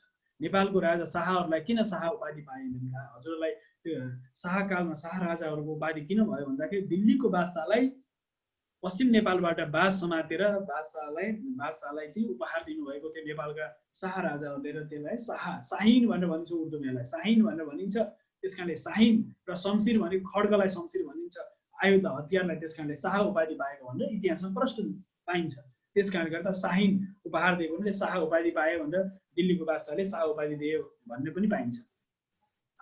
यसको साथसाथै त्यो बाज पाल्ने भएकाले र बाजसनी संहिता पढ्ने भएको हुनाले बाजे भनिएको छ। साथसाथै अर्को कुरो वैदिक यज्ञ निरन्तर गर्ने हुनाले त्यो बाज चराले अन्नबालीको रक्षा गरोस् भनेर भनिन्छ। आकाशको कति हजार किलोमिटर माथि हुन्छ त्यो बाज चरा, तर पृथ्वीमा कहीँ पनि सानोभन्दा सानो चिजलाई च्याप्पै समातेर लिएर जान्छ। उसले कहिले नै मरेको चिज खाँदैन, उसले शिकार गर्छ, जिउँदो चिजलाई मात्र पकड्छ, ऊ अत्यन्त शक्तिशाली हुन्छ। त्यस कारणले बाज चाहिँ अत्यन्त शक्तिशाली मान्यो भने प्रखर विद्वता, प्रखर चिन्तन, प्रखर उसमा स्वभाव हुन्छ। यस कारणले बाजको बारेमा चर्चा पनि त्यहाँ पाइन्छ। यसका साथसाथै शुक्ल यजुर्वेदमा वनस्पति, लता, गुल्म, गाई गोरु, बाछा बाछी, सुन चाँदी आदि गरेका विभिन्न प्रकार नक्षत्र, तारा, गणहरूको बारेमा पनि त्यसमा चर्चा पाइन्छ। यसका साथसाथै अर्को महत्त्वपूर्ण वैदिक वेदमा आयुर्वेद पनि पाइन्छ। आयुर्वेदको चर्चा पनि त्यहाँ प्रशस्त छन्। ऋग्वेद र सम्बन्धी जति पनि पद्धतिहरू छन् त्यसमा मैले सूत्रात्मक रूपमा धेरै चिन्तनहरू पाएको छ। कर्मकाण्डसम्म ऋचाहरू जान्छन्, त्यसमा वेदका सारा मन्त्रहरू छन्। यस साथसाथै ती वेदमा अथर्ववेद कांश वेदको रूपमा मानिए तापनि वेदलाई 3 वेदमा ऋग, यजुर, साम मात्र वेद मानियो, वेदत्रयी भनेर भनिन्थ्यो। पछि अथर्ववेद चाहिँ सबैको सार, तन्त्र पनि चाहिएको हुनाले, व्यवस्था पनि चाहिएको हुनाले अथर्ववेद पनि पछि आयो भनेर भनिन्छ। तर यसको पनि अत्यन्त लामो इतिहास छ, तन्त्र प्रधान मानेर भनिन्छ अथर्ववेदलाई। यस साथसाथै वैदिक वाङ्मयभित्र एउटा सन्दर्भ। अब आयो वैदिक राज्य व्यवस्था। वैदिक राज्य व्यवस्थामा मैले सुरुमा पनि अलिकति चर्चा गरेँ। वैदिक राज्य व्यवस्था सञ्चालन सूत्र रूपमा प्राप्त गर्न सकिन्छ। हामी अहिले वैदिक राज्य व्यवस्था, सनातन वैदिक हिन्दू राष्ट्र भन्छौँ, के भन्छौँ, आइरहेको छ नि सरकारसँग। हाम्रो असहमति छ नि अहिलेको प्रचलित नियम कानुन विरुद्ध हामीलाई लागेको छ यो हाम्रो कुरो ठिक भएको छैन भन्ने भन्छौँ नि। त्यसको लागि वास्तवमा भने वैदिक राज्य व्यवस्थामा शैव तन्त्रमा बडो दिव्य वर्णन गरेको शैव तन्त्रमा, शैव तन्त्र शास्त्रमा असाध्य महत्त्वपूर्ण विषय राखिएको छ राज्य व्यवस्थाको सन्दर्भमा। र शुक्र नीति पनि छ, विदुर नीतिमा छ, मनुस्मृतिमा छ। राज्य सञ्चालनका लागि 7 वटा अङ्गको चर्चा गरिएको छ, सप्ताङ्ग राज्यको चर्चा गरिएको छ। त्यसमा राजा अथवा राष्ट्र प्रमुख या शासकको कुरा छ, अमात्य, मन्त्री, पुर, दुर्ग भनेको विशेष गरेर सिमाना, राज्यको सिमाना, सेना र सुरक्षा बल भनिएको छ। राज्य भनेको जनपद, जिल्ला, नगर, गाउँहरू भनिएको छ। कोष अर्थतन्त्र, अर्थव्यवस्था, दण्ड न्याय व्यवस्था, सुहृद मित्र राष्ट्रका छिमेकीहरू। र मैले यो वैदिक ज्ञान विज्ञान 2टा अरू विषयहरू थपेको छु। हाम्रा पुर्खाहरूले, ऋषिहरूले सप्ताङ्ग राज्यको भन्यो भने एउटा अहिले सञ्चार, कम्युनिकेसन एउटा अत्यन्त महत्त्वपूर्ण छ, र दोस्रो प्रविधि। यो 3टा अगर राज्यको 9 अङ्ग हुन्छ है भनेर मैले आफ्नो दृष्टिकोण 2टा कुरा आफ्नो दृष्टिकोणले यहाँ राखेको छु। ऋषि महर्षिहरूले भनेका 7 वटा सप्ताङ्ग राज्यको बारेमा चर्चा गर्नुभएको थियो। तर यो युगमा 2टा कुराहरू अरू पनि यसमा आए। त्यो भनेको विषय सूचना, सञ्चार एउटा अत्यन्त महत्त्वपूर्ण कुरा हो। सञ्चार अत्यन्त आवश्यक भएको हुनाले सञ्चार आवश्यक छ। 8औं भाव सञ्चारको, 9औं भाव के हो भन्दाखेरि प्रविधिको, विज्ञान प्रविधि र टेक्नोलोजीको। यस कारणले गर्दा यो चिज आज प्रविधिले जुमले हामीलाई तपाईसँग जोडिरहेको छ। यो पनि असाध्य महत्त्वपूर्ण, यसको व्याख्या छोड्नै हुँदैन। अब यो नयाँ तरिकाले हामीले राज्यका 9 वटा अङ्गहरू भनेका छौँ। यो 9 वटा अङ्गमा प्रविधि र यो 2टा विषय र राज्यको 9 अङ्ग छन् भनेर यसमा यो पुस्तकमा व्याख्या गरिएको छ। यसमा राज्य सञ्चालन गर्नुपर्ने विषयहरू पनि यहाँ प्रशस्त छन्। र शासक मन्त्री उनीहरूले कसरी गर्ने, के गर्ने, कस्तो अवस्थाले राज्य सञ्चालन गर्ने भन्ने सन्दर्भमा राजतन्त्रात्मक व्यवस्था, गणतन्त्रात्मक व्यवस्था र विशेष गरेर जनतन्त्रात्मक व्यवस्था, राजतन्त्रात्मक, गणतन्त्रात्मक, जनतन्त्रात्मक, प्रजातन्त्रात्मक, लोकतन्त्रात्मक, सबै त लोका समस्ता सुखिनो भवन्तु, के हो त लोकतन्त्र होइन? सर्वे भवन्तु सुखिनः सर्वे सन्तु निरामय, यो वास्तवमा समाजवाद होइन। सबै सुखी हुन् भनेपछि तल्लो घरको, माथिल्लो घरको, उल्लो गाउँको, तल्लो गाउँको, माथिल्लो गाउँको दुखी हुन् भनेको छ। सबै सुखी हुन्, सबै सुखी हुन् भनेपछि त्योभन्दा ठुलो समाजवाद के हुन सक्छ? हामीले वास्तवमा एउटा विषयमा बडो यो मलाई बडो माधव गुरुलाई म यो भन्छु, हाम्रा सम्पूर्ण 100 भन्दा धेरै हाम्रा जति पनि अहिले सुन्दै हुनुहुन्छ सबैसँग मेरो प्रार्थना के छ भने हाम्रो व्यवस्थामा हामी लागौँ। हामी वास्तव हाम्रो इतिहास, हाम्रो धर्म, हाम्रो संस्कृति, हाम्रो विज्ञान, हाम्रो परम्परा हामी पढौँ न। म कहिले पनि पूर्वीय दर्शन र पश्चिमी दर्शन भन्दिनँ, म जहिले पनि वैदिक दर्शन भन्छु। किनभने कि तपाईँले पूर्वीय दर्शन जबरजस्ती उनीहरूले भनाइरहेका छन्। मैले एउटा बेलायतको लाइब्रेरीमा गएको थिएँ, त्यहाँ पूर्वीय दर्शन भनेर जबरजस्ती हामीलाई पूर्वीय दर्शन भन्छन् हाम्रा केही जान्ने बुझ्नेहरू। होइन वैदिक दर्शन भन्नु पर्यो। अब पूर्व छ नि पश्चिम छँदैछ नि, उनीहरूले जबरजस्ती पश्चिमा दर्शनलाई स्थापित गर्दा हामी पश्चिमा दर्शन पश्चिमा संस्कृति, त्यो त नग्न छाडा संस्कृति हो। के संस्कृति? उनीहरू त हाम्रो जब राज्य व्यवस्था थियो 2500 वर्ष पहिले हाम्रो राज्य व्यवस्था भगवान बुद्धको पालामा त जनतन्त्रात्मक व्यवस्था थियो त, निर्वाचित राजाको कुरा मानिन्छ। त्यस कारणले गर्दाखेरि निर्वाचित राज्य परम्परा त्यहाँ थियो र हामीले अहिले जुन व्यवस्थाहरू हामीले अभ्यास गरेका छौँ ती व्यवस्थाका बारेमा के छ भन्दाखेरि यो व्यवस्थामा राष्ट्रिय एकता, अखण्डता, न्यायपूर्ण, प्रजातान्त्रिक, जनतान्त्रिक शासन व्यवस्था, राष्ट्रवासीलाई सुख शान्ति समृद्धि प्रदान गर्नु वैदिक समाजवादको मूल ध्येय हो। वैदिक समाजवादको मूल ध्येय नाना खाना र छानाको अवसर सबैले पाउन् भन्ने हो। त्यो पनि पाइन्छ, सूत्र रूपमा प्रशस्त मन्त्रहरूमा पाइन्छ। राष्ट्रिय एकता, अखण्डता, न्यायपूर्ण र प्रजातान्त्रिक, जनतान्त्रिक, लोकतान्त्रिक जे भनियो, राजतन्त्रात्मक जे भने पनि हाम्रो परम्परा त वास्तवमा राजाले भन्नुहुन्छ, ऋषिले भन्नुहुन्छ, गुरुले भन्नुहुन्छ, पुरोहितले भन्नुहुन्छ भनेर भनिन्छ। अब तपाईँको सारा पुराण उपनिषद कसको सम्बन्ध छ? राजाको छ, ऋषिको छ, गुरुको छ, पुरोहितको छ। नगरवासीहरूको आपसमा संवाद छ हाम्रो। सारा वेद पुराण उपनिषद त सबै त्यहाँ संवादै मात्रै छ। हाम्रो त्यो परम्परा हो, साक्षात् त्यो परम्पराबाट हामी आएका हौँ। त्यस कारणले गर्दा हाम्रो रक्त कण कणमा हाम्रो यो माटोको, यो प्रकृतिको, यो शाश्वत जुन सनातन वैदिक परम्परा छ त्यो हाम्रो अङ्ग अङ्गमा छ। मात्रै हामीले यज्ञबाट त्यसलाई निकाल्नु पर्यो, आफूभित्रको अलौकिक शक्तिलाई निकाल्नु पर्यो र वास्तवमा यो न्यायपूर्ण समाजको लागि हामीले निरन्तर प्रयत्नशील रहनु पर्यो भन्ने छ। यससाथै वेदमा राष्ट्र, शुक्ल वेदको 10औं अध्यायको 3रो र 4थो मन्त्रमा राष्ट्रको बारेमा प्रशस्त पाइन्छ। यहाँ मन्त्रहरू पनि तपाईँको सामने आएका छन् र विशेष गरेर राष्ट्रको बारेमा राष्ट्र कस्तो होस्, ती राष्ट्रवासीहरू को हुन् भन्दाखेरि त्यो ओजस्वी हुन्, सूर्य वर्चस्वी हुन्, राष्ट्र समृद्धशाली बनोस्, राष्ट्रका प्रत्येक प्राणीले सुख शान्ति र समृद्धि पाउन्, त्यहाँ सबैले सहज रूपमा हिँड्न पाउन्, राम्रो कुरा सुन्न पाउन्, हेर्न पाउन्, गर्न पाउन् र नाना खाना र छानाबाट उनीहरू कोही पनि वञ्चित नहुन् भनेर भनिएको छ। र सत्यनिष्ठा र अनुशासनमा बसेर तिमीले जीवन यापन गर भनेर भनिराखिएको छ। त्यस कारणले समाजमा कुनै पनि कलङ्क आउने यस्ता कुनै पनि कर्म नगरौँ। पृथ्वी, जल, तेज, वायु, आकाशलाई कसैले पनि दूषित नगरौँ। राष्ट्र प्रमुखले त्यसरी कसैले दूषित गर्छ भने उसलाई दण्ड दिनुपर्छ भनेर भनिएको छ। पृथ्वी माता हुन् भनेर भनिएको छ यजुर्वेदमा। हे आमा, तपाईँलाई म नमन गर्दछु। 4वटा माताको वर्णन त्यहाँ पाइन्छ। एउटा ज्ञान माता, वेद माता कि जय भन्छौँ हामी। वेद भनेको ज्ञानलाई हामीले आमाको स्वरूप, आमाको संज्ञा दियौँ। ज्ञानबाट हामी जन्मिन सक्छौँ। मनुष्यलाई द्विज किन भनियो? तपाईँहरू हामी यज्ञ गरेर जनै लाउँछौँ सबैले, आर्य परम्पराले। किन लाउँछौँ भन्दाखेरि तपाईँ जहाँ जन्मिनु हो। तर महर्षि दयानन्दजीले, स्वामीजीले भन्नुभयो कि मनुष्य वास्तवमा जन्मिँदै ऊ शाश्वत हो, देवताको अंश हो र ऊ संस्कारले के हुन्छ? द्विज हुन्छ। यज्ञमा उसले आहुति दिएपछि, यज्ञ पवित्र धारण गरेपछि द्विज हुन्छ। द्विज भएपछि वास्तवमा ऊ दोस्रो जन्म हुन्छ, ज्ञानको रूपमा ऊ जन्म हुन्छ। गुरुले उसलाई जन्माउँछन्। मैले धेरै माधव गुरुले कता ठाउँ विभिन्न हाम्रा आचार्यहरूले हवन गरेको देख्छु। उसलाई त यज्ञ पवित्र धारण गराएर उहाँ हवन गरेको छ यज्ञमा। उसको दोस्रो जन्म हो नि त। ज्ञानको सम्मुख आएपछि उसको दोस्रो जन्म हो। त्यस कारणले त्यसरी भनिएको छ। पृथ्वी माता हुन् एउटी, ज्ञान वेद माता, दोस्रो माताको रूपमा वेद माता भनियो, तेस्रो माताको रूपमा गौ माता भनियो। ज्ञान माता, वेद माता, गौ माता, धरती माता, यसरी गरेर माताको यी स्वरूपहरू छन्।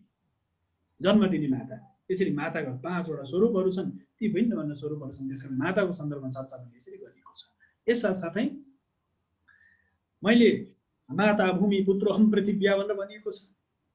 हे माता, तपाईँ म भूमिपुत्र हुँ। आज विशेष गरेर लडाइँ छ संसारमा। को आदिवासी, को अनादिवासी, कोही केवासी, को केवासी, सबै वासी निवासी भइसकेका छ।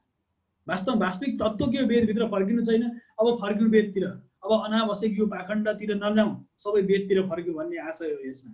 किनकि को कुनवासी, हिमालदेखि समुद्र पर्यन्त बस्ने सबै हाम्रा मित्र कुटुम्ब हुन्, आफन्त हुन् भनेपछि को कहाँको वासी न कहाँको वासी, सबै के हुन् भन्दाखेरि सबै राष्ट्रमा, यो राष्ट्रभित्र बस्ने सबैले सुख शान्ति समृद्धि पाउन्, नाना छाना र खानाको समान सदुपयोग गरौँ भन्ने पनि कुरो सिद्धि गर्ने। लडाइँ कहाँ छ? अनावश्यक वादहरू, आयातित वाद र मतपन्थ सम्प्रदायमा हामी फसेर यो अनावश्यक वेदको ज्ञानबाट, वास्तविक सत्य ज्ञानबाट हामी बाहिर निक्लिने गर्दाखेरि आज हामी यो समस्यामा परेका छौँ। तसर्थ मूल ज्ञान कहाँ छ भन्दा वेदभित्र छ। अरू यो पाखण्डतिर हामी नजाउँ, पाखण्डको अभ्यास नगरौँ, वास्तव वेदको अभ्यास गरौँ भने मात्र वास्तविक ज्ञानको प्रस्फुटन हुन्छ। तपाईँ गोत्रधारा ऋषिहरूको परम्परा तपाईँभित्र जागृत हुन्छ। तपाईँभित्रको आत्मा जागृत भएपछि तपाईँ जागृत हुनुहुन्छ। त्यो जागृत भइसकेपछि चराचर जगतमा तपाईँले हेर्ने दृष्टिकोण बदलिन्छ ती तपाईँ द्विजाति हुनुहुन्छ। त्यति बेला तपाईँ ब्राह्मणत्व प्राप्त गर्नुहुन्छ, तपाईँ राज्य शासन सत्ता चलाउनुहुन्छ, तपाईँ क्षेत्रीत्व तपाईँ प्राप्त हुन्छ, तपाईँ कर्म हुन्छ, जागिर खानुहुन्छ, जे गर्नुहुन्छ, कृषि इत्यादि गर्नुहुन्छ, तपाईँ वैश्य हुनुहुन्छ, जे कर्म गर्नुहुन्छ। त्यस कारणले समसम चरित्र शिक्षेर पृथ्वी आश्रम आफ्नो चरित्रलाई तपाईँ सुधार्नु पर्यो। यस कारणले गर्दा त भनिएको छ वेदमा तिमीले आफ्नो चरित्रलाई सुधार। त्यस कारणले माताको सम्मान गर, ज्ञानको सम्मान गर, वेद माताको सम्मान गर भनिएको छ। यसका साथसाथै पृथ्वीलाई घात नगर, उसलाई कहिले पनि दुःख हुने काम नगर भनेर भनिएको छ। पृथ्वी माता हुन्, त्यस कारण जसरी आफ्नो जन्म दिने आमालाई तिमीले केही नगर त्यस्तै गर। यी 5 वटा मातालाई कहिले पनि जन्म दिने माता, ज्ञान माता, वेद माता, गौ माता, धरती माता, साथसाथै यी सबै माताहरूलाई सम्मान गर भन्नुभएको छ। र साथसाथै अथर्ववेदमा नि मन्त्रहरू छन्, वेदमा राष्ट्रको बारेमा चर्चा गरिएको छ। प्रत्येक दृष्टिले भनिएको छ आफ्नो राष्ट्रलाई हरेक दृष्टिले समृद्धशाली, विशिष्ट बनाऊ, बृहत बनाऊ, विस्तार गर्ने बनाऊ, सचेत रहौ, सधैँ सचेत रहौ, मूर्छित नरहौ। तिमी सधैँ चेतनामा बाँच, अन्धकारमा नबाँच, अज्ञानतामा नबाँच। अब आऊ वेदतिर आऊ, वैदिक ज्ञानतिर फर्क। तिमीले वास्तविक सत्य, वास्तविक आनन्द त्यहाँ पाउँछौ जब तिमीलाई तृप्त हुन्छौ। तिमी मैले विश्वविद्यालयको लाइब्रेरी, बेचुको एउटा लाइब्रेरी, सम्पूर्ण संस्कृत विश्वविद्यालयको लाइब्रेरी देखेको थिएँ। ऐ चिर परिश्रान्त विद्या कान्ता आचार्य एउटा बडो दिव्य पुस्तकमा एउटा श्लोक लेखिएको छ।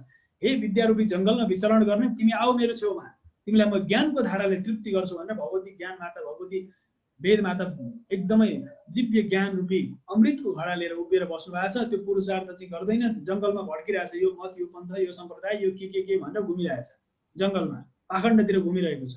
र वास्तविक ज्ञानतिर फर्केकै छैन, वास्तविक ज्ञानतिर ऊ आएको छैन। त्यस कारणले साक्षात् भगवती त अमृतको ज्ञान रूपी अमृतको घडा लिएर भगवती साक्षात् विराजमान हुन्छ। बागदेवी सरस्वती विराजमान हुन्छ भन्दै हुन्छ ए विद्यारूपी जङ्गलमा विचरण गर्ने तिमी मेरो छेउमा आऊ, तिमीलाई मैले ज्ञानको धाराले तृप्त गरिदिन्छु, तिमी पुष्ट हुन्छ, तृप्त गरिदिन्छु भनेर भन्नुभएको छ।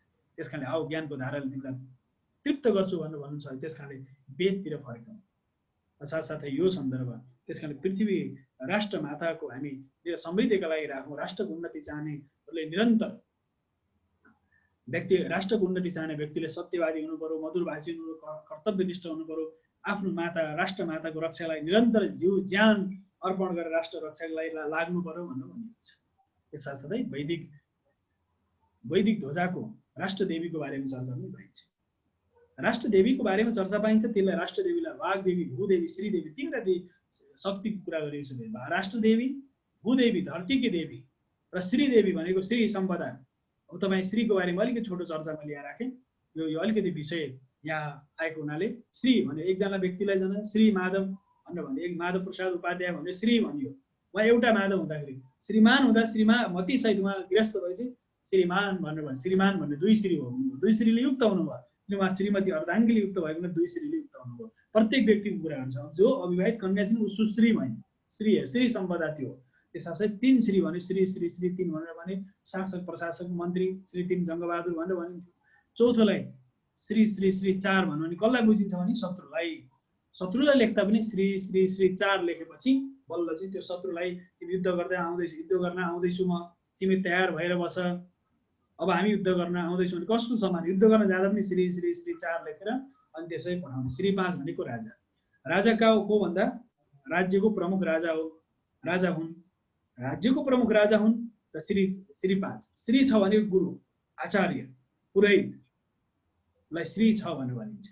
वैदिक ज्ञान विज्ञान र विभिन्न ज्ञानको अनुसन्धान गर्नलाई श्री 6 भनियो। श्री 7 साक्षात् कसलाई भनियो? ब्रह्मलाई भनियो। त्यहाँभन्दा माथि उठ्यो श्री प्रकृतिलाई जसले बुझ्यो श्री 7 भनेर भनियो। श्री 8 को भगवान साक्षात् योगेश्वर कृष्णलाई भनियो। श्री 9 ब्रह्माण्डका नायक साक्षात् ब्रह्मलाई भनियो। श्री 9 भन्दा माथि कुनै अङ्कै छैन। अहिले त श्री 1008 लेख्नुहुन्छ, त्यो श्री सम्पदाको अर्कै चर्चा गर्नुमा त्यो विषय। तर वास्तवमा श्री सम्पदा यो 9वटा सम्पदा हो। नवनाथ, नवसिद्ध, त्यो सारा 9 भन्दा माथि कुनै अङ्क छैन। 9 पछि त फेरि 1 हुन्छ, 1 0 10 हुन्छ। त्यस कारणले गर्दा बिन्दु 0 1 देखि लिएर 10 सम्मको सन्दर्भको चर्चा छ।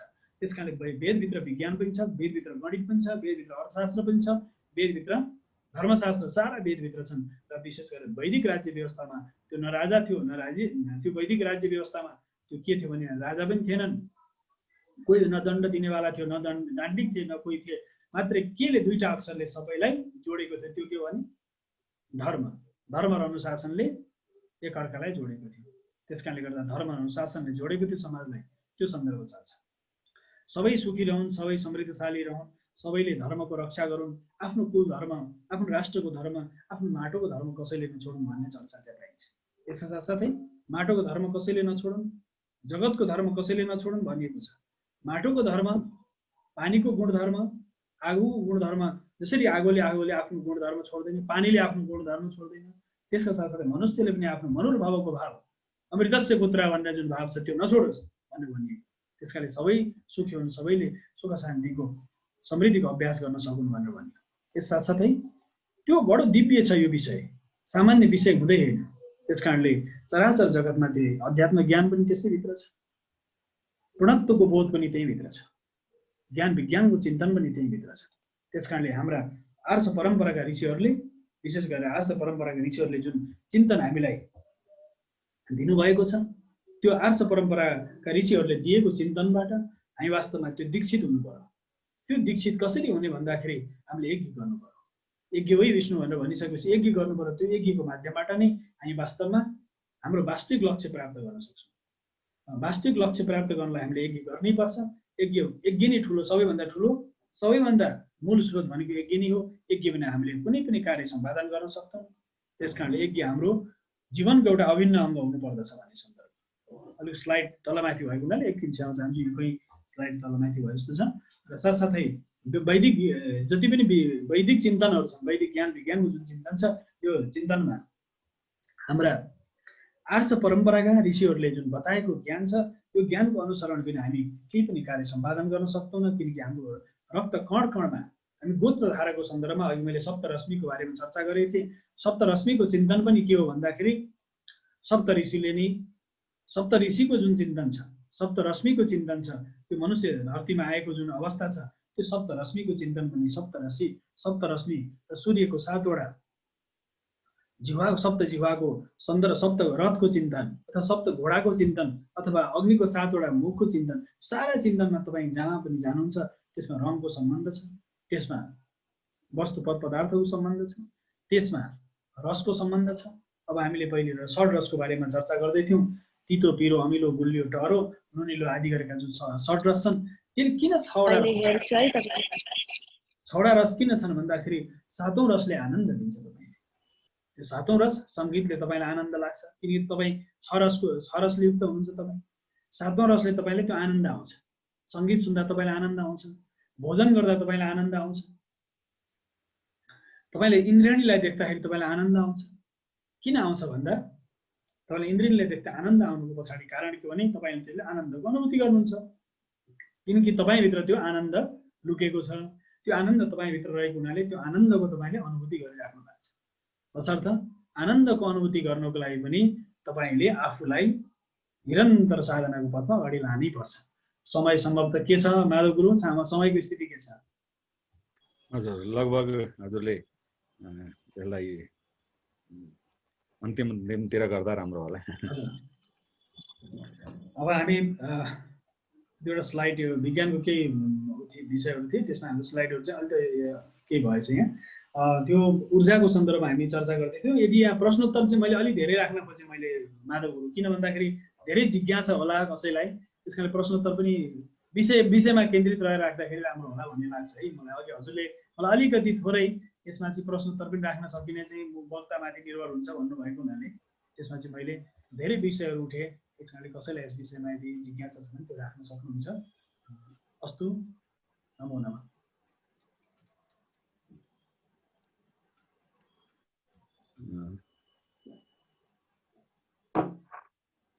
हजुर, धन्यवाद आदरणीय डाक्टर वासुदेव कृष्ण शास्त्रीजी। यो स्क्रिन चाहिँ हटाउँदा सजिलो होला। अब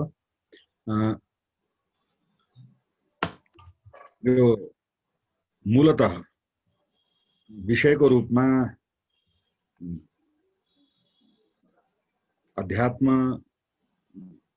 राजनीति र विज्ञान भने पनि मलाई लाग्छ यो 1 घण्टाको समयमा डाक्टर वासुदेव कृष्ण शास्त्रीजीले जति कुराहरू यहाँहरूलाई अगाडि प्रस्तुत गर्नुभयो, यसबाट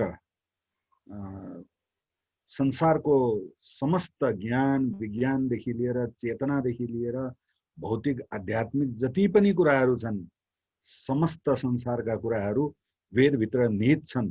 त्यसकारणले यदि हामीले संसारलाई सुखी बनाउन चाहन्छौँ, सर्वे भवन्तु सुखिनः सर्वे सन्तु निरामयको भावनालाई यदि व्यवहारमा उतार्न चाहन्छौँ भने अरू कुनै विकल्प छैन। हामी सबैले वेदतिर फर्कनै पर्छ। Go back to the Vedas भन्ने अब त पश्चिमाहरूले समेत यो नारा लगाउन थालिसकेका छन्। यो कुरालाई बडो सटीक रूपमा र अत्यन्त संक्षेपमा, यद्यपि यहाँ रहनुभएका समस्त महानुभावहरूले र फेसबुक लाइभमा हेरिराख्नु भएको हजारौं व्यक्तिहरूले पक्कै पनि एउटा कुरा चाहिँ स्पष्ट बुझ्नुभयो कि यो सङ्केतका रूपमा उहाँले प्रस्तुत गर्नुभएका विषयहरू हुन्। यी सबै कुराको गहिराइमा जानको लागि उपाय एउटै छ, हामी सबैले वेद पढ्ने बानी बसाल्नु पर्दछ। हाम्रो अवनति यदि भएको हो भने त्यसको सबभन्दा ठुलो कारण हो हामीले वेदलाई थन्क्यायौँ। थन्क्याएपछि वेद कुहिन थाले र हामी आफू पनि सिद्धिन थाल्यौँ। त्यसकारणले अब हामी जागौँ, हामी वेदको अध्ययन गरौँ, वेदलाई जानौँ बुझौँ, अनि मात्र मानव समुदायको उन्नति र अगाडि बढ्ने परिस्थिति सृजना हुन्छ भन्ने कुरालाई बडो आकर्षक र प्रभावकारी ढङ्गले आदरणीय डाक्टर वासुदेव कृष्ण शास्त्रीज्यूले प्रस्तुत गर्नुभयो। उहाँलाई हार्दिक धन्यवाद व्यक्त गर्दछु। मलाई लाग्छ आजको समय चाहिँ अब हाम्रो यो प्रश्नोत्तरको त्यति सम्भव नहोला। हामी अरू कुनै सेसनमा फेरि यो प्रसङ्गलाई जोड्न सक्छौँ र त्यो अवस्थामा हामी थोरै केही कुराहरू राख्ने अनि बढीभन्दा बढी प्रश्नोत्तरको सेसन हामी राख्न सकौँला। आजको लागि यो कार्यक्रम लगभग अन्त्यतिर जाँदैछ र हाम्रो परम्परा अनुसार म अन्त्यमा थोरै समीक्षा गर्दै आफ्ना केही धन्यवाद ज्ञापन, आभार प्रदर्शनको भाव व्यक्त गर्नको लागि मैले यहाँ आमन्त्रण गर्दछु। एकजना यस्तो भाइ जसले अलिकति सुदूर काठमाडौँभन्दा पर दोलखा पनि चरिकोटभन्दा पर हामी तामाकोसी आसपास त्यो क्षेत्रतिर जन्मेर हुर्केर अनि बडो सङ्घर्षका साथ वेद र वैदिक संस्कृति के हो भन्ने कुराको अध्ययन गरेपछि मलाई लाग्छ उहाँले आफ्नो नाम नै परिवर्तन गर्नुभयो। उहाँको नाम मैले बुझेअनुसार शङ्कर खतिवडा थियो, उहाँले वेदबन्धु शर्मा भनेर नाम राख्नुभयो, नामै वेदबन्धु भनेर राख्नुभयो। र अहिले भारतको गुजरातमा वेद र वैदिक संस्कृतिको साथसाथै आफ्नो जीविकाको प्रक्रियालाई अगाडि बढाउनु भएको छ। म वेदबन्धु शर्माजीसँग अनुरोध गर्दछु छोटो आफ्नो मन्तव्यका साथै आजका प्रमुख वक्ता र समस्त श्रोतृवृन्दमा धन्यवाद ज्ञापन गर्नको लागि। र त्योभन्दा अगाडि मैले दैनिक रूपमा अनुरोध गर्ने गरेको विषय यहाँहरूलाई फेरि सम्झाइदिउँ। यदि यहाँहरूको मध्येमा यहाँहरू आफू अथवा यहाँहरूका आफ्ना भाइ भतिजा, छोरा छोरी, नाति नातिना कोही यस्तो हुनुहुन्छ जसले वेदसँग सम्बन्धित कुराहरूको ज्ञान र चेतना प्राप्त गराउन पाए हुन्थ्यो भन्ने भावना छ भने नेपाल आर्य समाजले 5वटा कक्षा अनलाइनको रूपमा यही जुमको माध्यमले सञ्चालन गर्दैछ। छिटै यहाँहरूले त्यसमा सम्पर्क गरेर भर्ना गराउन सक्नुहुनेछ। म अब वेदबन्धु शर्मासँग अनुरोध गर्दछु, थोरै छ हामीसँग समय, सकेसम्म छोटकरीमा आफ्नो थोरै भाव व्यक्त गर्दै आजका प्रमुख वक्ता र समस्त श्रोतृवृन्दलाई धन्यवाद ज्ञापन गर्नको लागि। वेदबन्धु शर्मा, कृपया तपाईँले आफूलाई अनम्युट गर्नु होला। मैले यहाँबाट दिइसकेका छु, तपाईँले अनम्युट आफूले गर्नुपर्छ। यो रातो धर्को थिच्नुहोस् अनि मात्रै अनम्युट हुन्छ। फेरि म्युट हो। ए हजुर, ठिक छ। आउँदैछ? हजुर आयो। ओम स्वस्ति पन्था मनुचरेम सूर्या चन्द्रमसा विभ पुनर्ददता ज्ञाता जानता संगमे महे। आदरणीय माधव प्रसाद उपाध्याय ज्यू यस कार्यक्रमका सञ्चालक अनि आजको वक्ता आदरणीय श्री वासुदेव कृष्ण शास्त्री ज्यू, मेरा मित्र कृष्णदेव आर्य ज्यू एवं मैनाली ज्यू, आत्रेय ज्यू, मैले जाने अनुसार अरू पनि धेरै मान्छे चिनेका छन्। सबैजनालाई मेरो तर्फबाट हार्दिक अभिनन्दन, नमस्ते। हुन त म आर्य समाज काकरियामा वर्तमानमा पुरोहितको रूपमा कार्य गर्दैछु र पनि आर्य समाजमा आउने मेरो बाटो आर्य समाज काठमाडौँ। सबैभन्दा पहिले काठमाडौँमा आर्य समाजमा आएको थिएँ और आर्य समाज मार्फत त्यति बेला माननीय टेकबहादुर रायमाझीज्यू हुनुहुन्थ्यो। उहाँले मलाई दिल्लीबाट 3 जना 4 जना विद्वान आएका थिए। उनीहरूले यो राम्रो पर्छ बाहुनको छोरो भनेर मलाई यहाँ लिएर आए। टेकबहादुर रायमाझीज्यूले यहाँ पठाइदिनु भयो। अलिकति आमा बुबालाई दुख भए तापनि टाढा गएपछि केही न केही बनिँदो रहेछ, मलाई त्यस्तो लाग्यो। 20 वर्ष लगातार गुरुकुलमा शिक्षा प्राप्त गरेपछि आज हजुरहरूको सम्मुख तयार छु वेद र वैदिक विचार राख्नको लागि कार्य गर्दैछु। आज माननीय वासुदेव कृष्ण शास्त्रीज्यूले जुन विषयलाई राख्नुभयो, हुन त म केही छिन पछाडि जुन परिस्थितिमा थिएँ अनि केही छिन पछाडि जोडिए तापनि उहाँको ज्योतिष शास्त्र उनको मुख्य विषय भए तापनि मेरो विचारमा उहाँले आजको मूल जो सार छ वैदिक धर्मको विषयमा अथवा हाम्रो वेद शास्त्रको विषयमा बेसी जस्तो राष्ट्रिय भावनाले भरिएको विचार उहाँले प्रस्तुत गर्नुभयो। उहाँको खोजबिन अनुसार, उहाँको निरन्तर अनुसन्धान अनुसार उहाँले वेदमा कुन अध्यायमा कुन विषय लिएर उपस्थित गरेका छन् ती विषयलाई उहाँले बेसी जस्तो प्रस्तुत गर्नुभयो। उहाँको विषयमा मलाई यस्तो लाग्यो प्रस्तुत गरे अनुसार जति पनि अध्यायहरू छन् जहाँ पनि राष्ट्रिय भावनाले भरिएका छन् ती विषयहरूलाई एकदम सुन्दर ढङ्गले राम्रो तरिकाले प्रस्तुत गर्नुभयो। आर्य समाजको विचारधारामा राष्ट्रियता सबैभन्दा प्रमुख रहेको हुन्छ। हाम्रो राष्ट्रिय छ भनेदेखि मात्र हामी छौँ, राष्ट्र छैन भनेदेखि हामी छैनौँ।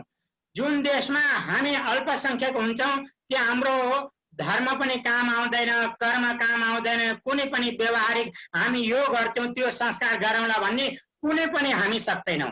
त्यसैले उहाँले राष्ट्रिय भावना और म पनि त्यही विषयमा बेसी जस्तो काहीँ पनि बोल्न जाँदाखेरि बेसी जस्तो राष्ट्रिय भावनाले भरिएका विचारहरू नै प्रस्तुत गर्न चाहन्छौँ। किनभनेदेखि राष्ट्र छ भनेदेखि राष्ट्रको आधारमा हामी हिँड्न सक्छौँ।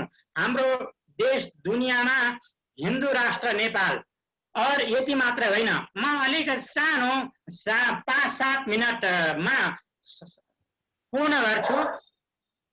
ज्ञानको आविर्भाव पनि हाम्रो नेपालमै भएको हो। तपाईलाई थाहा छ होला नेपालको एउटा गीत आउँछ, बुद्धले यहीँ ल्याए थे ज्ञानको पहिलो मुहान, शिवले यहीँ लाए थे सृष्टिको पहिलो बिहान। हाम्रो नेपाल देश सानोतिनो दोष होइन। हाम्रो नेपाल देशमा ज्ञानको आविर्भाव पनि नेपालमै भएको हो। मानवको उत्पत्ति पनि तिब्बत और नेपाल मार्फत दुनियाँमा गएको हो। त्यसैले ज्ञानको जो विशेषता छ त्यो नेपालबाट प्रादुर्भाव भएको। म कहिलेकाहीँ नेपालका विभिन्न मान्छेहरूका प्रवचनहरू सुन्छु, विषयहरू सुन्छु। सबैको यति राम्रो प्रवचन हुन्छ, कुनै पनि होस्, चाहे सानो मान्छे होस् चाहे ठुलो मान्छे होस्, आफ्नो स्वभावले आज अन्तर्जालीयको माध्यमले विषय वस्तु हामी सुन्न पाउँछौँ। जहाँ बसे पनि चाहे गीत होस्, लोकगीत होस्, सङ्गीत होस् अथवा वेदका स्वाध्याय हुन्, उन सबमा कसैको पनि गीतमा अथवा कुनै पनि विषयमा राष्ट्रिय भावना भरिएको छ।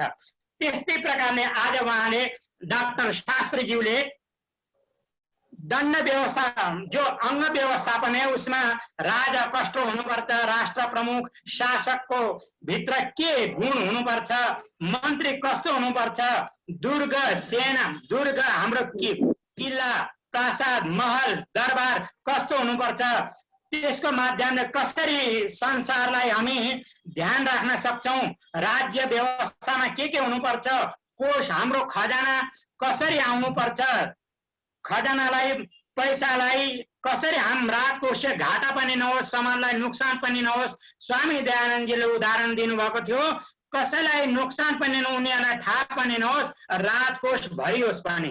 त्यही व्यवहार उहाँले सुन्दर ढङ्गले प्रस्तुत गर्नुभयो।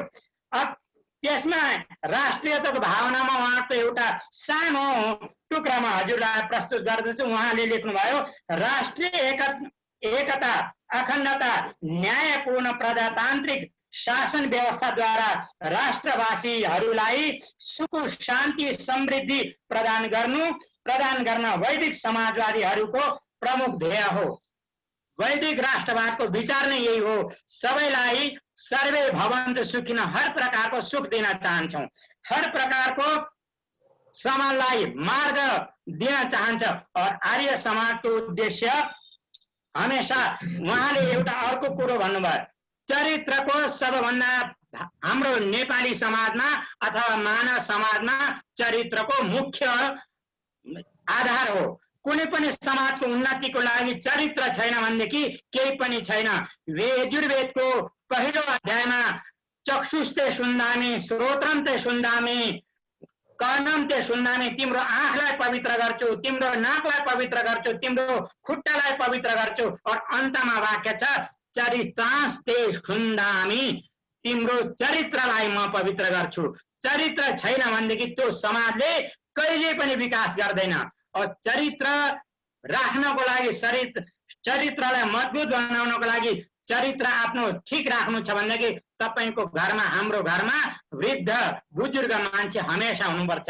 जुन घरमा बुजुर्ग हुँदैन त्यो घरमा हीन भावना आउने गर्दछ। बुजुर्ग जुन घरमा छन्, बुढापाकाहरू जुन घरमा छन्, उनीहरूले हमेशा मार्गदर्शन गर्ने गर्दछन्। त्यसैले चरित्रको मुख्य आधार छ। त्यसमा फेरि उहाँले भन्नुभयो, पृथ्वी माता, गौ माता, जन्म दिने आमा, यिनीहरूको पनि हामी आदर गरौँ, सम्मान गरौँ। और हमेशा हामी चेतनामा रहौँ। दुनियाँमा सबैभन्दा श्रेष्ठ प्राणी कुन छ भने मनुष्य छ। मनुष्य चेतनता, मनुष्य जे पनि गर्न सक्छ। उहाँको भन्नुको तात्पर्य थियो, हामीलाई परमपिता परमात्माले मनुष्य 84 लाख योनिपछि मनुष्य जन्म दिएको छ। त्यस मनुष्य जीवनको सफलता त्यति बेला हुन्छ जब हमेशा हामी चेतनतामा रहन्छौँ। चेतनता छ भनेदेखि मनुष्यको सफलता निरन्तर बढ्दै जान्छ। मान्छेले भन्छ समय कसरी कट्छ? अरे भाइ, पढ त, लेख त, के ज्ञान त हासिल गर। मान्छेको जीवन आदि त सुतेर जान्छ, आदि दुनियाँभरको झन्झटमा जान्छ। झुट पनि बोल्नु परेको छ, कमाउनु पनि परेको छ, परिवार पनि बसाउनु परेको छ। 50 वर्षमा के गर्छौ? और आज त कहाँ हाम्रो 100 वर्ष छ। अहिले त हामी 60-70 वर्षमा त बुढाबाका भइसकेका हुन्छौँ। त्यसैले जति पनि समय छ परमपिता परमात्माले त्यसमा हामी चेतनताका साथमा रहौँ। परमपिता परमात्माले अनमोल समय दिनुभएको छ, सोच्ने शक्ति दिनुभएको छ। मनुष्य दुनियाँका श्रेष्ठ प्राणी हो। चेतनतामा रह्यो भने उसले हमेशा विकास गर्न सक्छ। और त्यस्तै प्रकारले उहाँले पहिले मनुष्यहरू धर्मको आधारमा हिँड्थे रे। नियम कानुनको जरुरत थिएन, आवश्यकता थिएन। जब मान्छे धर्मबाट अधर्म गर्न थाल्यो, यसो कसैले त हेरा छैन भनेर एउटा आँखा छोपेर काम गर्न थाल्यो, अनि दण्डको व्यवस्था जरुर पर्यो, आवश्यकता पर्यो। जब मान्छे गलत बाटो हिँड्न थाल्छ, आवश्यकता ही आविष्कारको जननी हुन्छ। जब मनुष्य गलत काम गर्न थाले, नराम्रा काम गर्न थाले, आफ्नो वेदको बाटोबाट बिग्रेर वेदको बाटालाई छोडेर अन्य बाटोबाट हिँड्न थाले, अनि न्यायको आवश्यकता पर्यो, दण्डको आवश्यकता पर्यो। त्यसैले पहिलेका मान्छे धर्मको आधारमा हिँड्थे। और अन्तमा उहाँले भन्नुभयो, वेदको ज्ञान पूर्ण ज्ञान, पूर्णमेव वशिष्यते। उहाँले अन्तमा भन्नुभयो, वेदको ज्ञान मात्रै खाली ज्ञान अथवा धर्म अथवा संस्कृति अथवा कसैले टुपी राख्नु अथवा कसैले घर बनाउनु अथवा कसैले केही एक विशेष ज्ञान पाउनु यति मात्रै होइन। परमपिता परमात्माको ज्ञान, वेद रूप ज्ञान, हर प्रकारको ज्ञान। तपाईले के विषय जान्नु छ? एउटा 4 जना अन्धा मान्छेले एउटा हात्तीलाई समायो भने, पुच्छरले समात्यो भने एउटाले भन्छ होइन नि यो त पुच्छर जस्तो हात्ती हुँदो रहेछ भन्छ रे। अर्काले सुनलाई समात्यो भनेदेखि यो चाहिँ अरे यो त लट्ठी जस्तो हुन्छ भन्छ अरे, कसैले ठुलो शरीरमा छ्यो भने अरे यो त ठुलो छाला जस्तो हुन्छ भन्छ अरे। तर यति मात्रै होइन, वेदको ज्ञान त अथाह छ, त्यसलाई तपाईँ हामी जानेर नै सक्दैनौँ। पूर्णमेव शिष्य परमपिता परमात्माको ज्ञान त बहुत विशाल छ। हामी त एउटा सानो मन्त्र लिएर कहिलेकाहीँ 10-10 दिन हाम्रा विद्वानहरूले 10 दिन 15 दिन 20 दिनसम्म व्याख्यान दिन्छन्। त्यसैले बहुत सुन्दर ढङ्गले उहाँले विचार प्रस्तुत गर्नुभयो। आदरणीय वासुदेव कृष्ण शास्त्रीज्यू जुन चाहिँ ज्योतिषाचार्य हुनुहुन्छ, वास्तुशास्त्र हुनुहुन्छ, उहाँलाई धेरै धेरै धन्यवाद छ। मेरोबाट पनि आर्य समाज काठमाडौँको तर्फबाट पनि धेरै धेरै धन्यवाद छ। हामीलाई धेरै आनन्द आयो। हजुरले बहुत सुन्दर ढङ्गले संक्षेपमा आफ्नो विषयवस्तुलाई 1 घण्टामा बहुत राम्रोसँग प्रस्तुत गर्नुभयो। मेरा नेपाली दाजुभाइ दिदीबहिनीहरूलाई मेरो यही नै निवेदन छ कि आदरणीय माधव प्रसाद उपाध्यायज्यू दिन रात लागेर वैदिक धर्मका ज्ञान कसरी जन जन तक पुर्याउन सकौं भन्ने आफ्नो कार्यमा निरन्तर लागिरहनु भएको छ। अहिले उहाँलाई स्कुलको विद्यालयमा अथवा कलेजमा पढाउनु पनि पर्छ। त्यस बाहेक पनि बेलुकाको अलिकति मान्छे के भन्छ, बेलुका भएपछि लौ न एकछिन घुम्न जाउँ भन्छ। त्यो बेलुकाको समयलाई निकालेर पनि उहाँले निरन्तर यसै कार्यमा लाग्नु भएको छ। हर 7-7 दिनको कार्यक्रम गर्नु भएको छ। उहाँले हामीले तन मन धन, हामीसँग जे छ, धनले हुन सक्छ धनले, मनले हुन सक्छ मनले, जनले हुन सक्छ। हामी एक अर्कालाई जोडेर, एक दुई अर्कालाई जोडेर उहाँको सहयोग गरौँ। वैदिक धर्म दुनियाँको श्रेष्ठ धर्म हो और नान्य पन्था विद्यते अनाय, यसको अलावा अरू कुनै पनि मार्ग छैन। यदि तपाईलाई सफलता प्राप्त गर्नु छ, उत्तिष्ठत जाग्रत प्राप्य वरान निबोधत, यदि तपाईलाई सफलता प्राप्त गर्नु छ भनेदेखि मात्र एउटै बाटो छ, मात्र एउटै बाटो, त्यो वेदको बाटो हो। यिनी कुराहरूको साथमा आदरणीय माधव प्रसादज्यूलाई धन्यवाद दिँदै आफ्नो सानो धन्यवाद ज्ञापनलाई यहाँ समापन गर्दछु। धन्यवाद पुस्तक रह्यो अलिकति माधव प्रसादलाई भन्दा पनि आजका मुख्य अतिथि र तमाम श्रोताहरूलाई चाहिँ धेरै धेरै धन्यवाद छ। यहाँलाई धेरै धेरै धन्यवाद। हजुर केही भन्दै हुनुहुन्छ डाक्टर वासुदेव? यो पुस्तक छ, यो वैदिक, यो 400 पेजको छ एउटा। यस पेजमा मैले अलि सारांशसँग गरेँ। अब तपाईँ अब हजुर उता हुन्छ, म यता छु, त्यतिबाट विमोचनको एउटा गरिदिनु होला। सबैले हजुर सहित सबैलाई म विमोचनको अनुरोध गर्न चाहन्छु। यसमा वैदिक ज्ञान विज्ञान विषय छ, अध्यात्म राजनीतिक र विज्ञान छ विषयमा। यो लगभग 400 पेजको किताब छ। यसमा 4 वर्ष जति मैले यसमा खोजेको छु र विस्तृत रूपमा नेपालमा गाई पालनदेखि लिएर एकजना त्यहाँ गौको बारेमा, नेपालमा पाएको गाईको बारेमा छ, साथसाथै 64 कलाको बारेमा यसमा छ, राज्य व्यवस्थाको विस्तृत रूपमा छ, अर्थशास्त्रको रूपमा व्यापक चिन्तन छ, साथसाथै वैदिक गणितको बारेमा छ, वेदमा कहाँ कहाँ विज्ञान छ भनेर एउटा पुरै अलग्गै अध्याय पनि तयार गरेको छ। त्यहाँ चाहिँ अघि मैले सारांश प्रस्तुत गर्नु परेको हुनाले यसमा व्यापक राज्य व्यवस्थादेखि लिएर अनि पृथ्वी गोलो छ भन्ने सन्दर्भको चर्चा र गणितको उत्पत्ति कसरी हो, वेदमा गणितको एकाश समय, त्रिशल समय, पञ्च समयको त्यो गणित, बीज गणित, अङ्क गणित, साथसाथै ज्यामितिको बारेमा कहाँ चिन्तन छ बारेमा छ। र यो पुस्तक चाहिँ म हजुरलाई आर्य समाज केन्द्रीय समितिलाई म अर्पण गर्ने नै छु। आज चाहिँ पछाडिपट्टि मैले ऋषिलाई राखेको छु। यहाँ अणु, परमाणु, एटम र यज्ञ, यहाँ अगाडिपट्टि यज्ञ छ। यहाँ म यहाँहरूलाई भन्छु यज्ञ अगाडिपट्टि छ र यता अणु, परमाणु, एटम, न्युक्लियस, क्रोमोजोम, म्युलिकलको बारेमा र डिएनए, क्रोमोजोम, यो सारा विषयहरू चाहिँ यहाँ छ यो पुस्तकमा। र शरीरभित्र डिएनएको प्रभाव कसरी छ, ग्रहले मानिसलाई कसरी प्रभाव पार्छ, हामीलाई ग्रह लाग्यो भन्छौँ के कसरी लाग्छ भन्ने सम्पूर्ण चर्चा छ। यो सारा पुस्तक चाहिँ मैले आज लोकार्पणको लागि अनुरोध गर्न चाहन्छु। यो पनि यो चाहिँ जुम तन्त्रबाटै लोकार्पणको लागि अनुरोध गर्न चाहन्छु गुरुजीलाई। एकपल्ट भन्ने यो हामी सबैको लागि बडो अनौठो पनि विषय रह्यो। यो जुम तन्त्रबाट यसलाई लोकार्पण कसरी गर्ने भन्ने सायद शाब्दिक ढङ्गले लोकार्पण गर्नुपर्छ होला।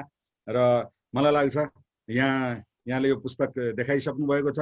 हामी सबैको तर्फबाट यो आज वैदिक ज्ञान विज्ञान, मलाई अलिकति सङ्केत थियो सम्भवतः 1-1.5 वर्ष अगाडि स्वर्गीय श्री जनार्दन घिमिरे जो प्रत्येक अवसरमा म उहाँलाई सम्झिरहन्छु, उहाँको स्मृति दिवसमा हाम्रो भेट हुँदाखेरि उहाँले यसको केही लुकआउट केही कुराहरू उहाँले मलाई देखाउनु भएको थियो।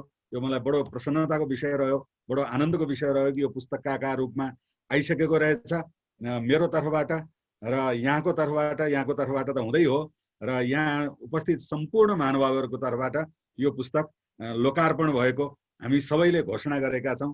यहाँहरूलाई धेरै धेरै धेरै धन्यवाद। र यो पुस्तक बढीभन्दा बढी स्वाभाविक रूपमा मलाई लाग्छ यहाँले जति 1 घण्टामा जुन कुरा यहाँले सुन्नुभयो यो त कुरो जान्नुपर्ने रहेछ भन्ने लागेको छ भने सम्भवतः यो पुस्तक धेरै उपयोगी हुनेछ भन्ने मैले बुझेको छु। यस अर्थमा यहाँ सबैले यो पुस्तकलाई अध्ययन गरौँ र आफ्ना विचारहरू व्यक्त पनि गर्न सक्छौँ। यदि कुनै कुरामा चाहिँ होइन यो त मलाई ठिक लागेन भने हामीले आदरणीय डाक्टर वासुदेव कृष्ण शास्त्रीसँग यो बारेमा आफ्ना विचारहरू प्रस्तुत पनि गर्न सक्छौँ। यद्यपि मलाई लाग्छ यो वेदमा ज्ञान विज्ञानसँग सम्बन्धित र अहिले प्रस्तुत भएका विषयहरू यस्ता छैनन् जसमा विमति भन्दा पनि हामीले आफ्नो ज्ञान वृद्धि गर्नमा यो पुस्तकले धेरै सहयोग पुर्याउनेछ भन्ने मलाई लाग्छ। यसका साथै हामी सबैको तर्फबाट यो पुस्तक लोकार्पण भएको घोषणा गर्ने अधिकार मैले पाएको हो कि जस्तो मलाई लाग्यो। धन्यवाद। र यो वैदिक ज्ञान विज्ञान पुस्तक लोकार्पण भएको छ। हामी सबैले यसको अध्ययन गरौँ। म पनि अवश्य अध्ययन गर्नेछु भन्ने अनुरोध गर्दै र पुनः एकपटक यहाँ एउटा कामको लागि मैले अनुरोध गरेको थिएँ। 2टा काम यो ज्ञान त यहाँले संक्षेपमा दिनुभयो नि 1 घण्टामा, साथसाथै एउटा महत्त्वपूर्ण काम यो पुस्तक लेखन त्यो पनि वेदको ज्ञान विज्ञानलाई जनसामान्यमा, किनभने अहिले स्वाभाविक रूपमा अहिलेको समस्या यही छ। यो कार्यक्रमको उद्देश्य पनि त्यही हो। वेद हामी आफै पढ्न सकिरहेका छैनौँ भने केही सुनेर भए पनि केही जानौँ वेदमा के छ भन्ने कुरा। यही कुरालाई उहाँले लेख्नु भएको पुस्तकको माध्यमले पनि हामी जान्दछौँ। र यस अर्थमा मलाई लाग्छ कि यो पुस्तकले जुन उद्देश्य हामीले यो जुम तन्त्रको माध्यमले 34 आज 35औं दिन हो यो निरन्तर अभियान गरिरहेका छौँ, यही काम यो पुस्तकले पनि अवश्य गर्नेछ भन्ने विश्वासका साथै यो पुस्तक यहाँ सबैले अध्ययन गरौँ भन्ने आग्रह गर्दै यहाँलाई फेरि पुनः धन्यवाद गर्दै आजको कार्यक्रम यो समापन हुँदैछ। म अन्त्यमा बहिनी राधा उप्रेतीलाई अनुरोध गर्दछु शान्ति पाठ गरेर आजको कार्यक्रम यो समापन हुँदैछ। म अहिले 1 मिनेट लिएँ मैले है गुरुजी। मैले सबैलाई हार्दिक एकदम आभार, विशेष गरेर हजुरलाई र नेपाल आर्य समाज केन्द्रीय सभालाई हार्दिक आभार व्यक्त गर्न चाहन्छु। यो अत्यन्त महत्त्वपूर्ण अवसर प्रदान गर्नुभयो। साथसाथ जति पनि हामी आर्य परम्पराका हाम्रा जति उपासकहरू सबैलाई पनि हामी अब लागौँ। अब आउने 5-7 शुक्रराज शास्त्रीले जुन सपना देख्नु भएको थियो देशमा, त्यो सपना पुरा गर्न हामीले अब चाहिँ सङ्कल्प लिनुपर्ने बेला भएको छ। त्यस कारणले अब यो वैदिक कृषिको बारेमा चर्चा, वैदिक चिकित्साको बारेमा चर्चा, वेदमा ज्योतिष, वेदमा गणित, वेदमा भौतिक, वेदमा राज्य व्यवस्था, वेदमा अध्यात्म, वेदमा भूगर्भ, पौरस्त्य इच्छा र यी विविध कुराहरू यसमा राखिएका छन्। यो पुस्तकको यति जानकारी साथै विशेष गरेर हजुरहरूप्रति हार्दिक आभार व्यक्त गर्न चाहन्छु। ओम। हजुर धन्यवाद, धेरै धन्यवाद। र आउँदा दिनहरूमा हामी साथ मिलेर यो अभियानलाई निरन्तर अगाडि बढाउन प्रयास गर्ने नै छौँ। धेरै धन्यवाद। र थोरै सूचना पनि मैले सम्झिहालेँ भनिहालौँ। हाम्रो यो सप्ताहको आज 6औं दिन हो, भोलि अन्तिम दिन छ 7औं दिन।